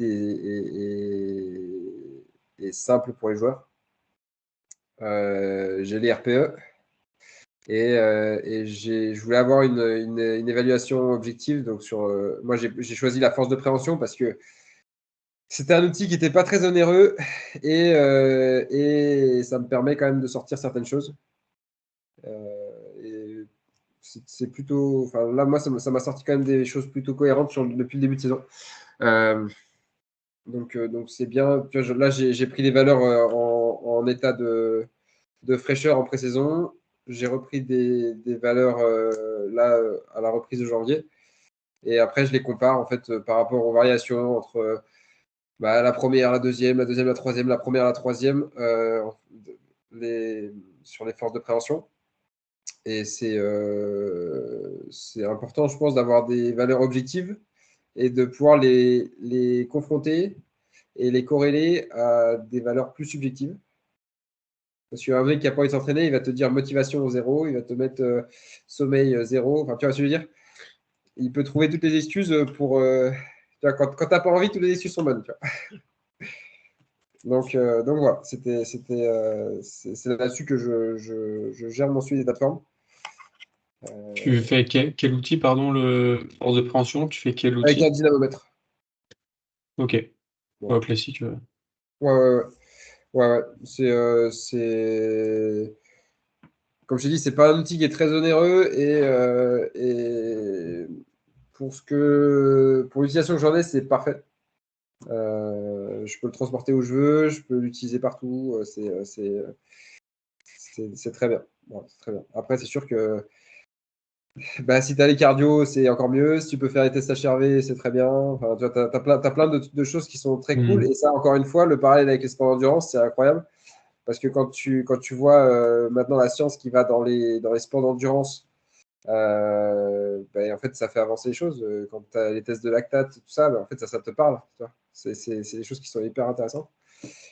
Mais c'est des choses qui ne sont pas du tout encore dans les sports collectifs.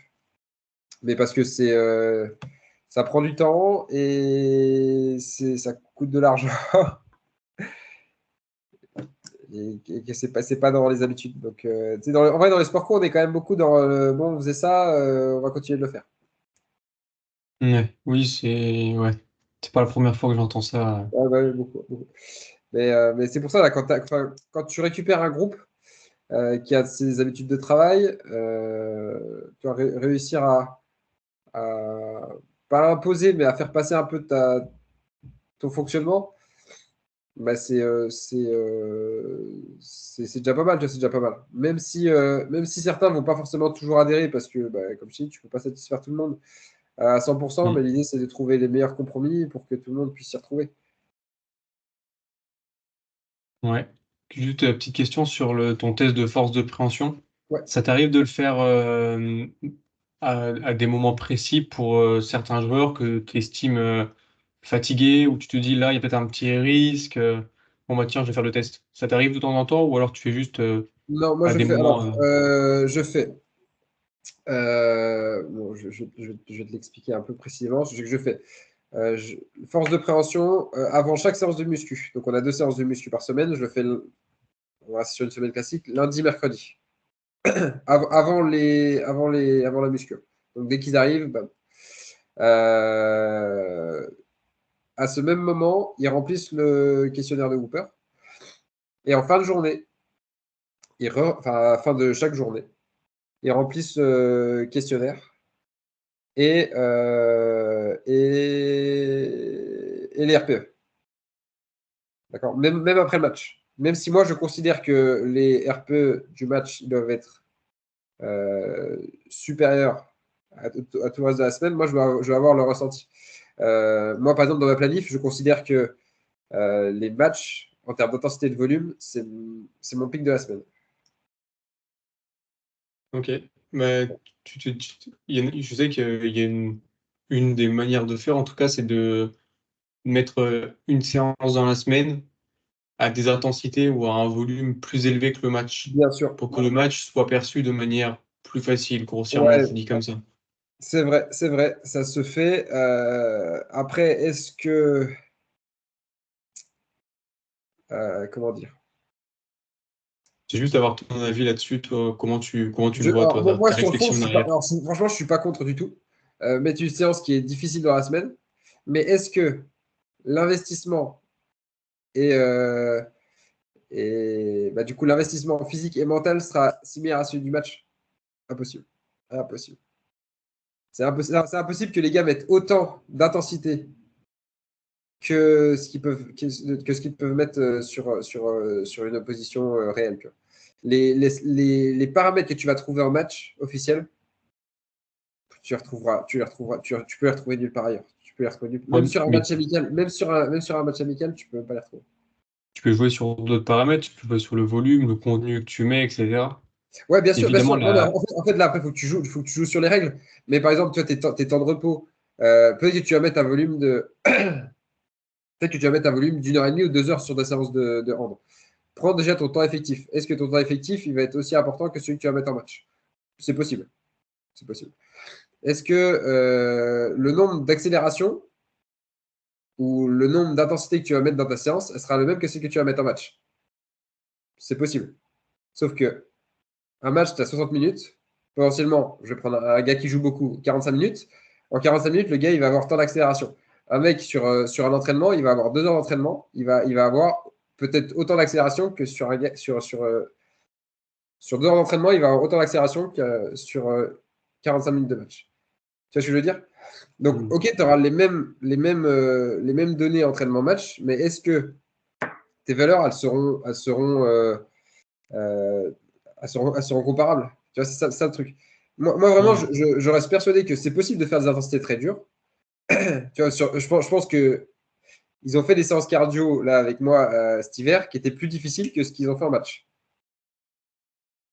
Tu vois, sauf que pendant mes séances, en fait, moi, j'ai que de la course.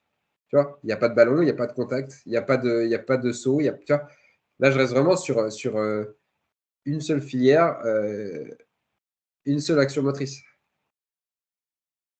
Tu comprends ce que je veux dire? L'investissement, pour moi, l'investissement mental, c'est impossible. Vraiment, je pense vraiment que c'est impossible qu'il soit similaire à l'entraînement et au match. Oui, Enfin, c'est ce que je je pense, suis hein, vraiment, c'est ce d'accord. que je pense. Je peux me tromper, mais vraiment, j'arrive pas. J'ai vraiment du mal à me dire qu'un mec qui s'entraîne puisse mettre le même investissement psychologique que quand il va affronter une équipe adverse où il doit gagner. En vrai, Je est-ce que suis le d'accord avec résultat à ça. l'entraînement, il va impacter le résultat de l'équipe, tu vois? À l'entraînement, je te parle. Ouais, je suis d'accord. Mais quand je disais plus élevé, c'était d'un point de vue physique, intensité, volume, tout ce que tu veux, ces Ouais. paramètres-là. C'est sûr que d'un point de vue psychologique, je suis d'accord avec toi. Normalement, ton top de l'investissement psychologique, il est le jour du match. Ouais, bien sûr, Ça, bien je sûr. suis Ouais, OK. ça. Je pense que ça me paraît logique. Ouais. Mais enfin voilà, après, je peux entendre on puisse entre guillemets, penser différemment de ça, mais franchement, pour moi, j'ai du mal. Enfin, j'arrive pas à me dire que c'est possible. Bon, ça Ok. serait incroyable. Ça, c'est-à-dire que toutes les semaines, enfin, ouais, je pense vraiment que c'est trop chaud. Parce que ça, potentiellement, tu voudrais le reproduire. Si c'était le cas. Et est-ce que, par exemple, une équipe qui joue l'Europe, elle peut le faire? De jouer 2 fois dans la semaine Mais, à un pic. ben non, mais en fait, avoir deux matchs dans la semaine, bon, tu prends les équipes européennes, elles le font actuellement.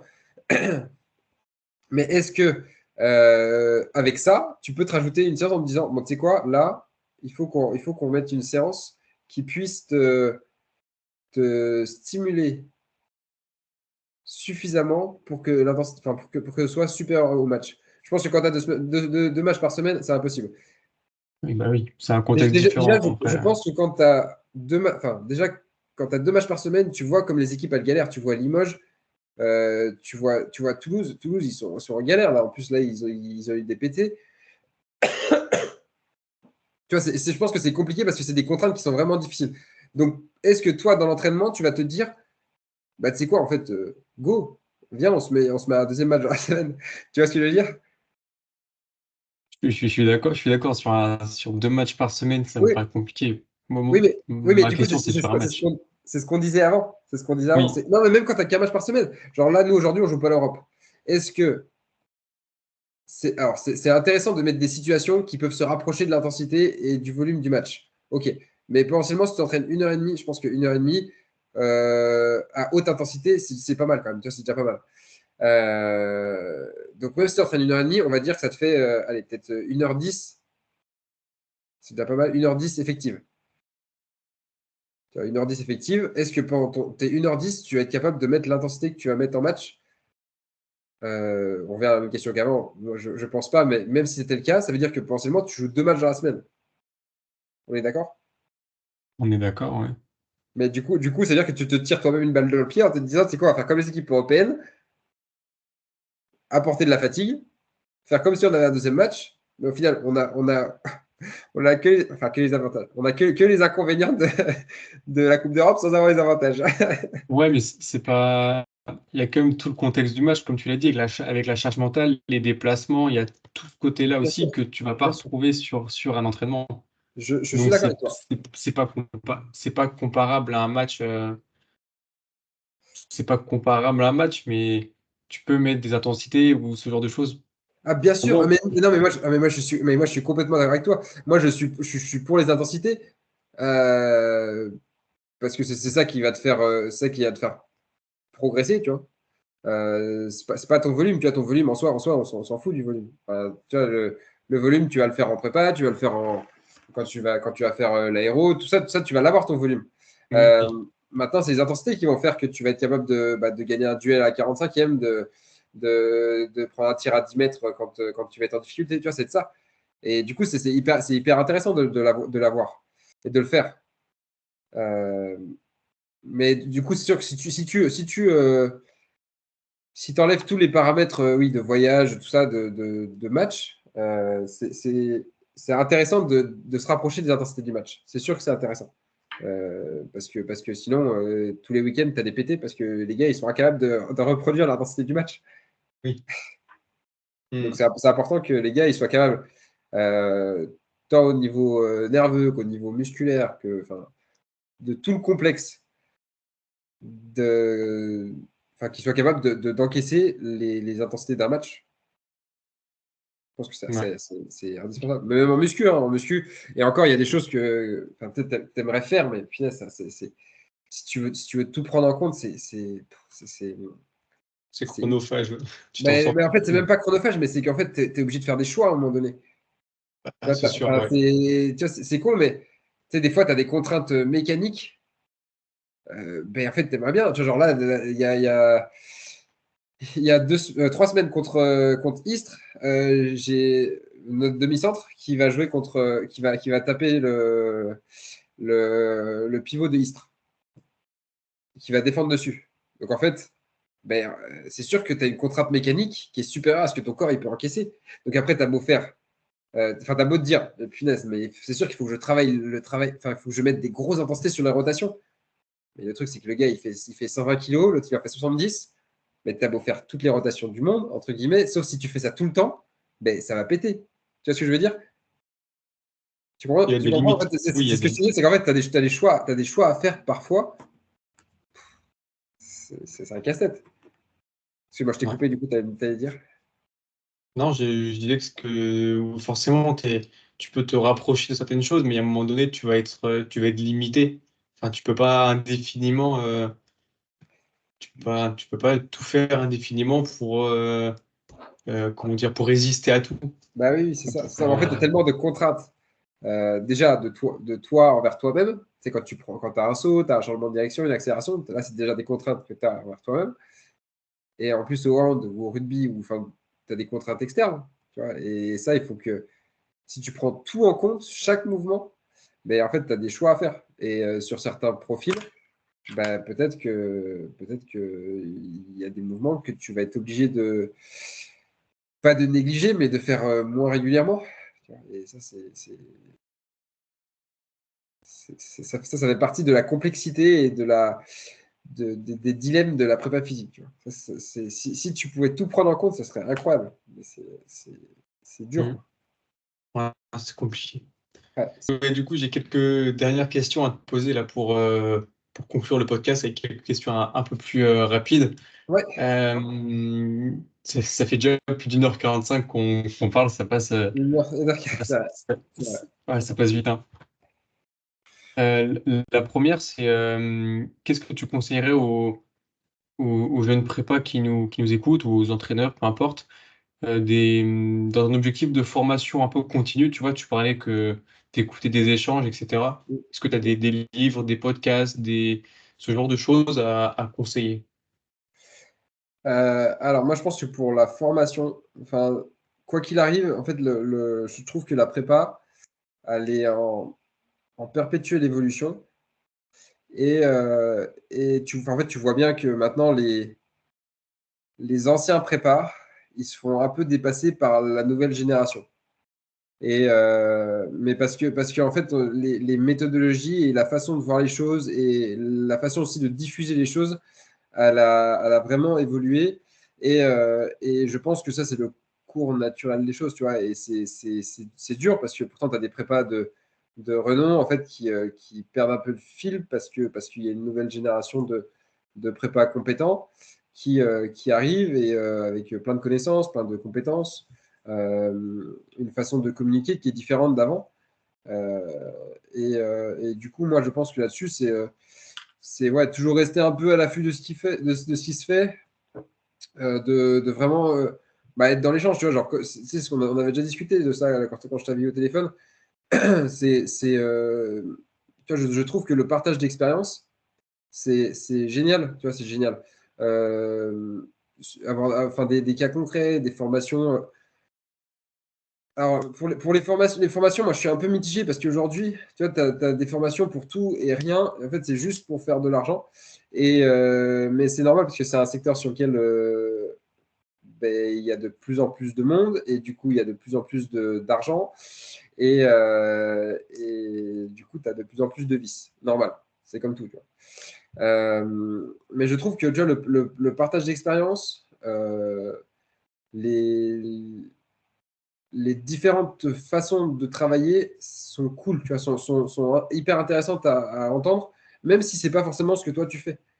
Tu vois, genre, ok, moi je travaille plus sur la force, mais moi j'aimerais bien savoir comment un prépa, bah, il gère plus, enfin, il met l'accent plus sur le volume. Tu vois, comment il fait ça? Maintenant, je prends pas, mais au moins j'ai cette ouverture-là de me dire, euh, ok, c'est pas bête. Tu vois, je pourrais l'essayer. Après, c'est toujours pareil. En fait, quand tu avances, que tu arrives sur des équipes à un certain niveau, ben, tu peux plus trop essayer de choses. Et c'est pour ça que moi, je suis content d'avoir essayé plein de choses quand j'étais plus jeune prépa, sur des équipes avec des enjeux moins importants. Parce qu'en fait, il faut te ramasser, tu vois. Quand j'ai commencé sur le triathlon, mais moi, j'ai fait des trucs qui aujourd'hui me sembleraient aberrants, tu vois. Mais en même temps, si je les avais pas faites, peut-être qu'aujourd'hui, je ferais les erreurs-là. Et qu'au final, à l'époque, bah, genre, il n'y a pas d'impact direct sur la performance. Enfin, en tout cas, sur des performances à moins haut en jeu. Aujourd'hui, je ne peux plus me permettre de faire ce genre d'erreur-là. Et c'est hyper important. Tu vois, par exemple, quand j'ai commencé la prépa, bah, tout ce qui était travail de mobilité et tout, ouais, ça me passait au-dessus, tu vois. Enfin, je n'avais pas conscience de tout ça. Mais c'est des choses qui sont hyper importantes dans la performance. Donc, ouais, c'est vraiment rester ouvert à tout. Et puis d'être dans l'échange, tu vois. Moi, je trouve, enfin, comme je t'ai dit la première fois, c'est que je trouve que ce genre de podcast-là sont hyper, hyper, hyper intéressants et ça apporte, tu vois. Là, c'est cool du coup, pour toi parce que tu en prends plein la gueule à chaque fois. Et puis tu reçois des personnalités, donc c'est vraiment bien. Mais c'est aussi de les écouter, tu vois. Je pense que c'est important. Surtout que maintenant, il y a plein de podcasts sur des sujets hyper variés. Mais allez, go, tu vois. Il y en a que tu pourrais recommander, là, deux, trois que tu as en tête?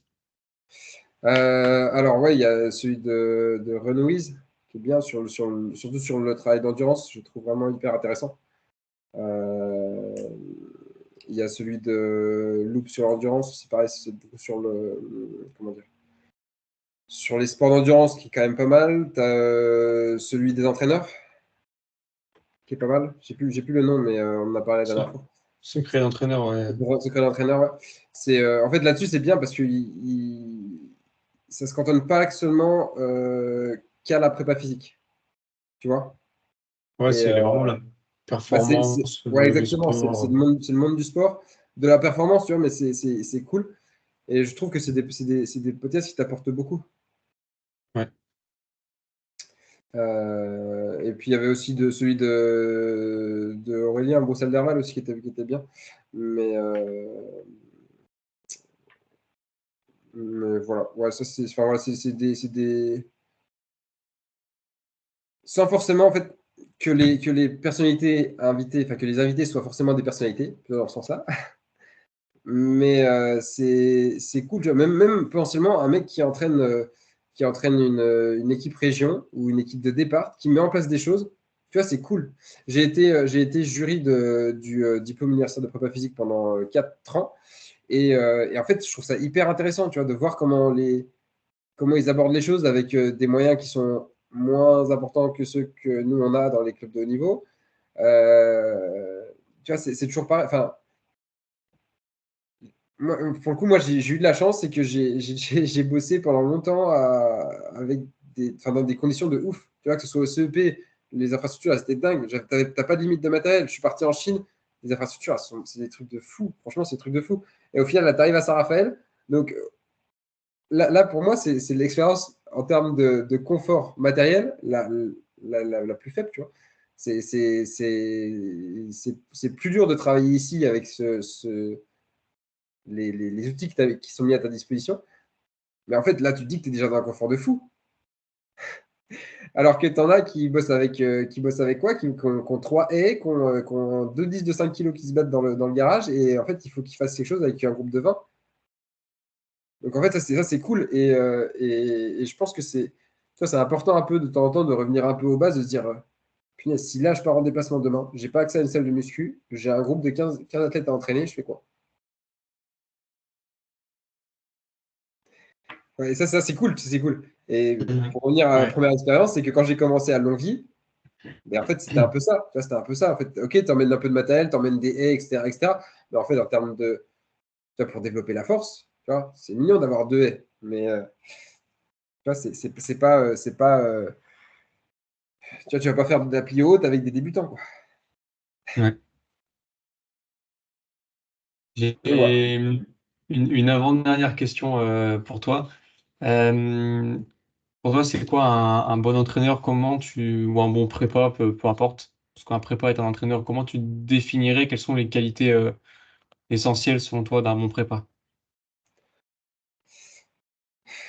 Ça, c'est une question qui est dure. Ça, c'est une question qui est dure parce que je pense, pour revenir avant, déjà, tu peux pas, je pense que tu peux pas être égoïste. Parce qu'en fait, tes connaissances, tu les gardes pour toi, ça sert à rien. Tu vois. Enfin, même quand tu entraînes. Ouais, du coup, je pense que l'humilité, c'est important dans ce genre de milieu, le partage. Et, euh, et puis, la persévérance, parce que c'est dur. C'est dur. Franchement, tu vois le nombre de prépa. Enfin, franchement, quand tu prends aujourd'hui le nombre de personnes qui veulent être coach ou qui veulent être prépa, ou alors les coachs qui veulent devenir prépa, parce que bah ouais, c'est sûr, c'est cool, tu vois, de voir le haut niveau, le monde professionnel. Mais tu vois, je sais pas, t'as 300 clubs professionnels en France. Enfin, je sais pas, je prends un nombre au hasard, mais et t'as combien de prépa? Tu vois, c'est incroyable comme c'est hyper élitiste et il faut réussir à faire la différence là-dedans euh, par rapport à tes compétences, encore une fois, par rapport à ta façon d'être, par rapport à ton relationnel avec les athlètes, par rapport à plein de choses. Euh, et bordel, c'est pas facile, tu vois. C'est dur, hein, c'est dur tu vois, de faire ton trou dans tout ça, alors que, bah, en fait, tu pars potentiellement de pas grand-chose. En fait, là, toi, tu as de la chance, là, parce que tu vois, es déjà dans une structure de haut niveau. Donc, ça te donne déjà une idée de ce que c'est. Mais tu as des gars, enfin, t'as des prépas en général, hommes-femmes, bah, tu vois, qui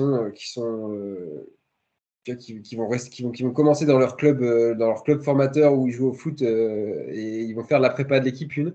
Et après, tu veux grandir. Donc, en fait, tu vois, ça, c'est pareil. Tu vois, il faut aussi avoir de l'ambition. Mais si tu as de l'ambition sans avoir de persévérance, je pense que c'est compliqué. Parce que tout n'est pas facile. Tu vois, même une saison sportive, c'est long, c'est dur, c'est éprouvant. Ça te demande des sacrifices aussi. Ça te demande de faire des efforts, de faire des compromis. Tu vois, ouais, pour moi, c'est quand même, c'est pas un job qui est facile. C'est éprouvant, mais je pense que quand tu es animé par la passion de l'entraînement, quand tu es animé par la passion de la performance, ben, je pense que tu peux aller partout. Tu vois, je pense que je suis pas sûr que tu aies des limites. Tu vois, avant que je commence mes études, je me disais, putain, ça doit être incroyable d'être prépa d'une équipe professionnelle. Alors que moi, franchement, j'ai commencé, enfin, je connaissais rien au sport de haut niveau, tu vois. J'avais pas d'amis qui étaient dans le sport de haut niveau, je connaissais pas un directeur, je connaissais pas un président de club, je connaissais pas un coach ou quoi. Tu vois. Au final, tu fais ton truc un peu, pas de ton côté, mais bah, tu te formes, tu avances, tu saisis certaines opportunités quand tu sens qu'elles sont bonnes, tu laisses passer certaines quand tu sens que c'est pas la bonne. Enfin, tu vois, après, c'est une question de choix. Des fois, tu fais des choix qui vont te permettre d'avancer et parfois, tu n'as pas de choix à faire parce qu'il n'y a rien. Tu vois. C'est dur, vraiment. Je trouve que c'est un milieu qui est difficile et c'est pour ça qu'il y a beaucoup de prépas en fait qui dévient, qui bifurquent, qui vont faire autre chose. Parce que tu sais, en vrai, genre à un moment donné, il faut quand même mettre à manger dans son assiette, tu vois.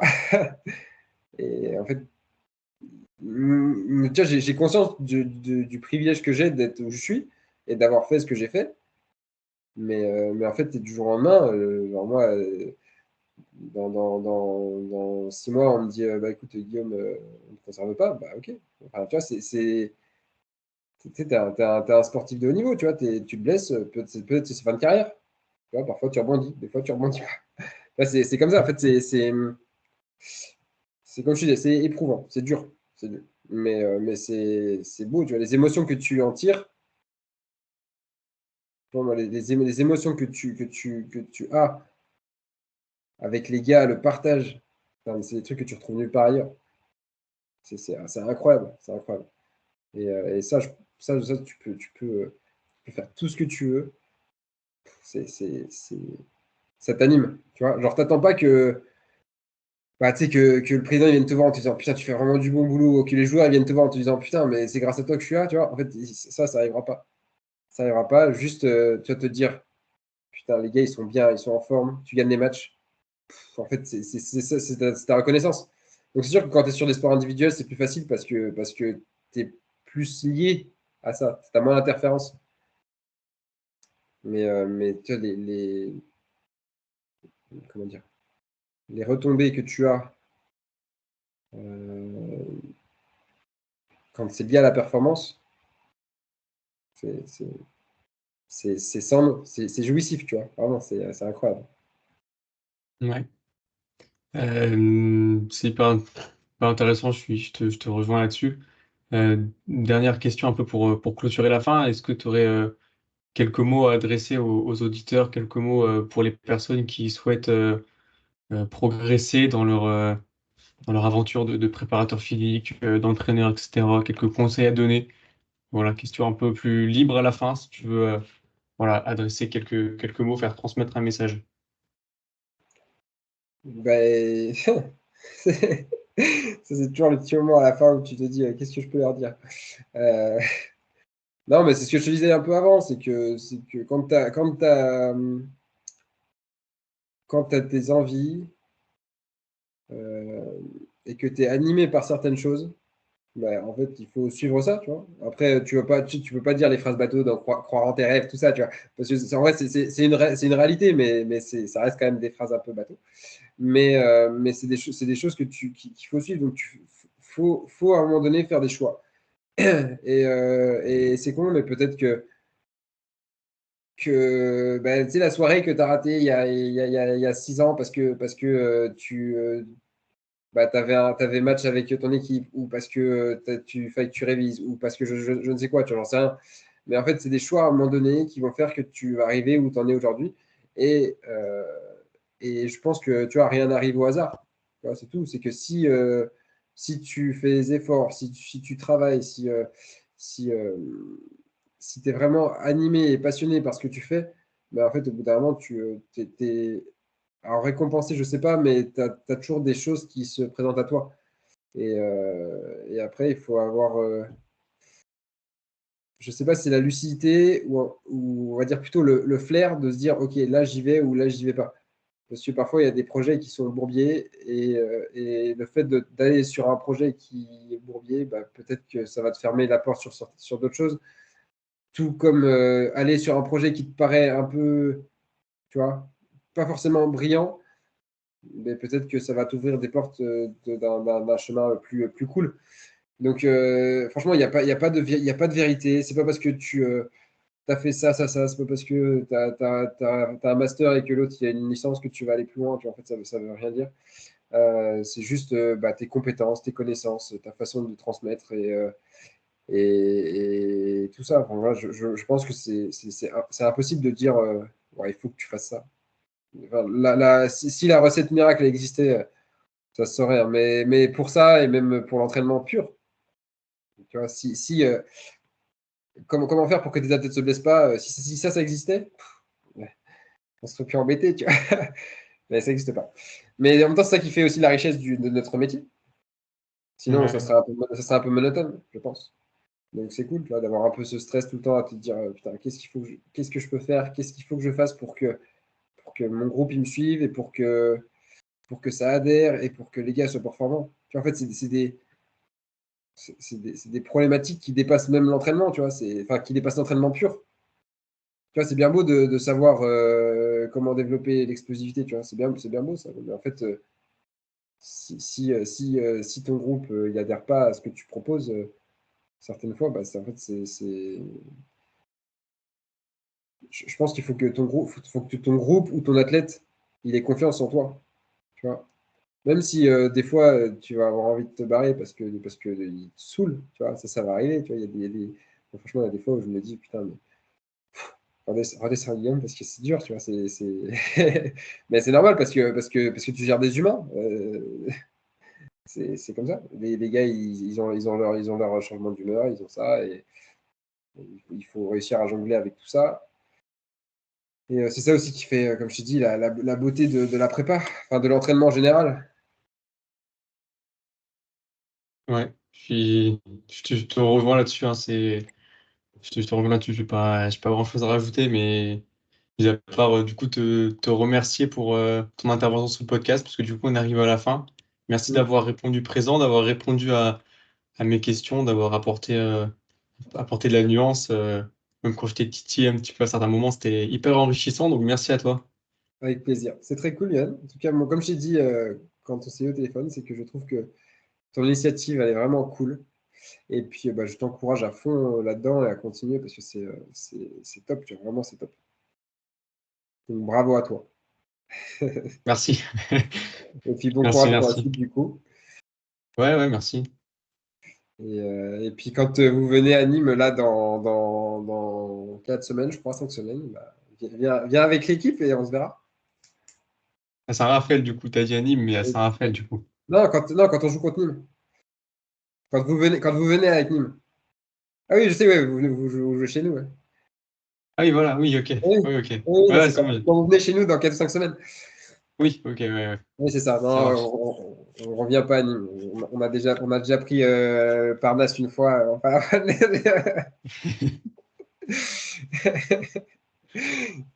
C'est très cool, très cool. Merci beaucoup à toi et puis bah, écoute, bon courage dans la suite de tes aventures et puis bah, au plaisir d'échanger de nouveau avec toi. Hein. Bah, ça marche. Merci à toi. Puis bah, pour tous les auditeurs, merci d'avoir écouté ces 2 heures de podcast. Et puis bah, à Punaise, bientôt pour un nouvel épisode. deux Salut, heures. salut. Ouais. Au revoir. J'espère que cet épisode vous a plu. Si c'est le cas, je vous invite à vous abonner, partager l'épisode et laisser une évaluation au podcast. N'hésitez pas à me faire des retours en commentaire pour faire évoluer le podcast. Vous pouvez retrouver le podcast ainsi que l'invité sur les réseaux avec les informations en description. Merci pour votre écoute et je vous dis à bientôt pour un nouvel épisode.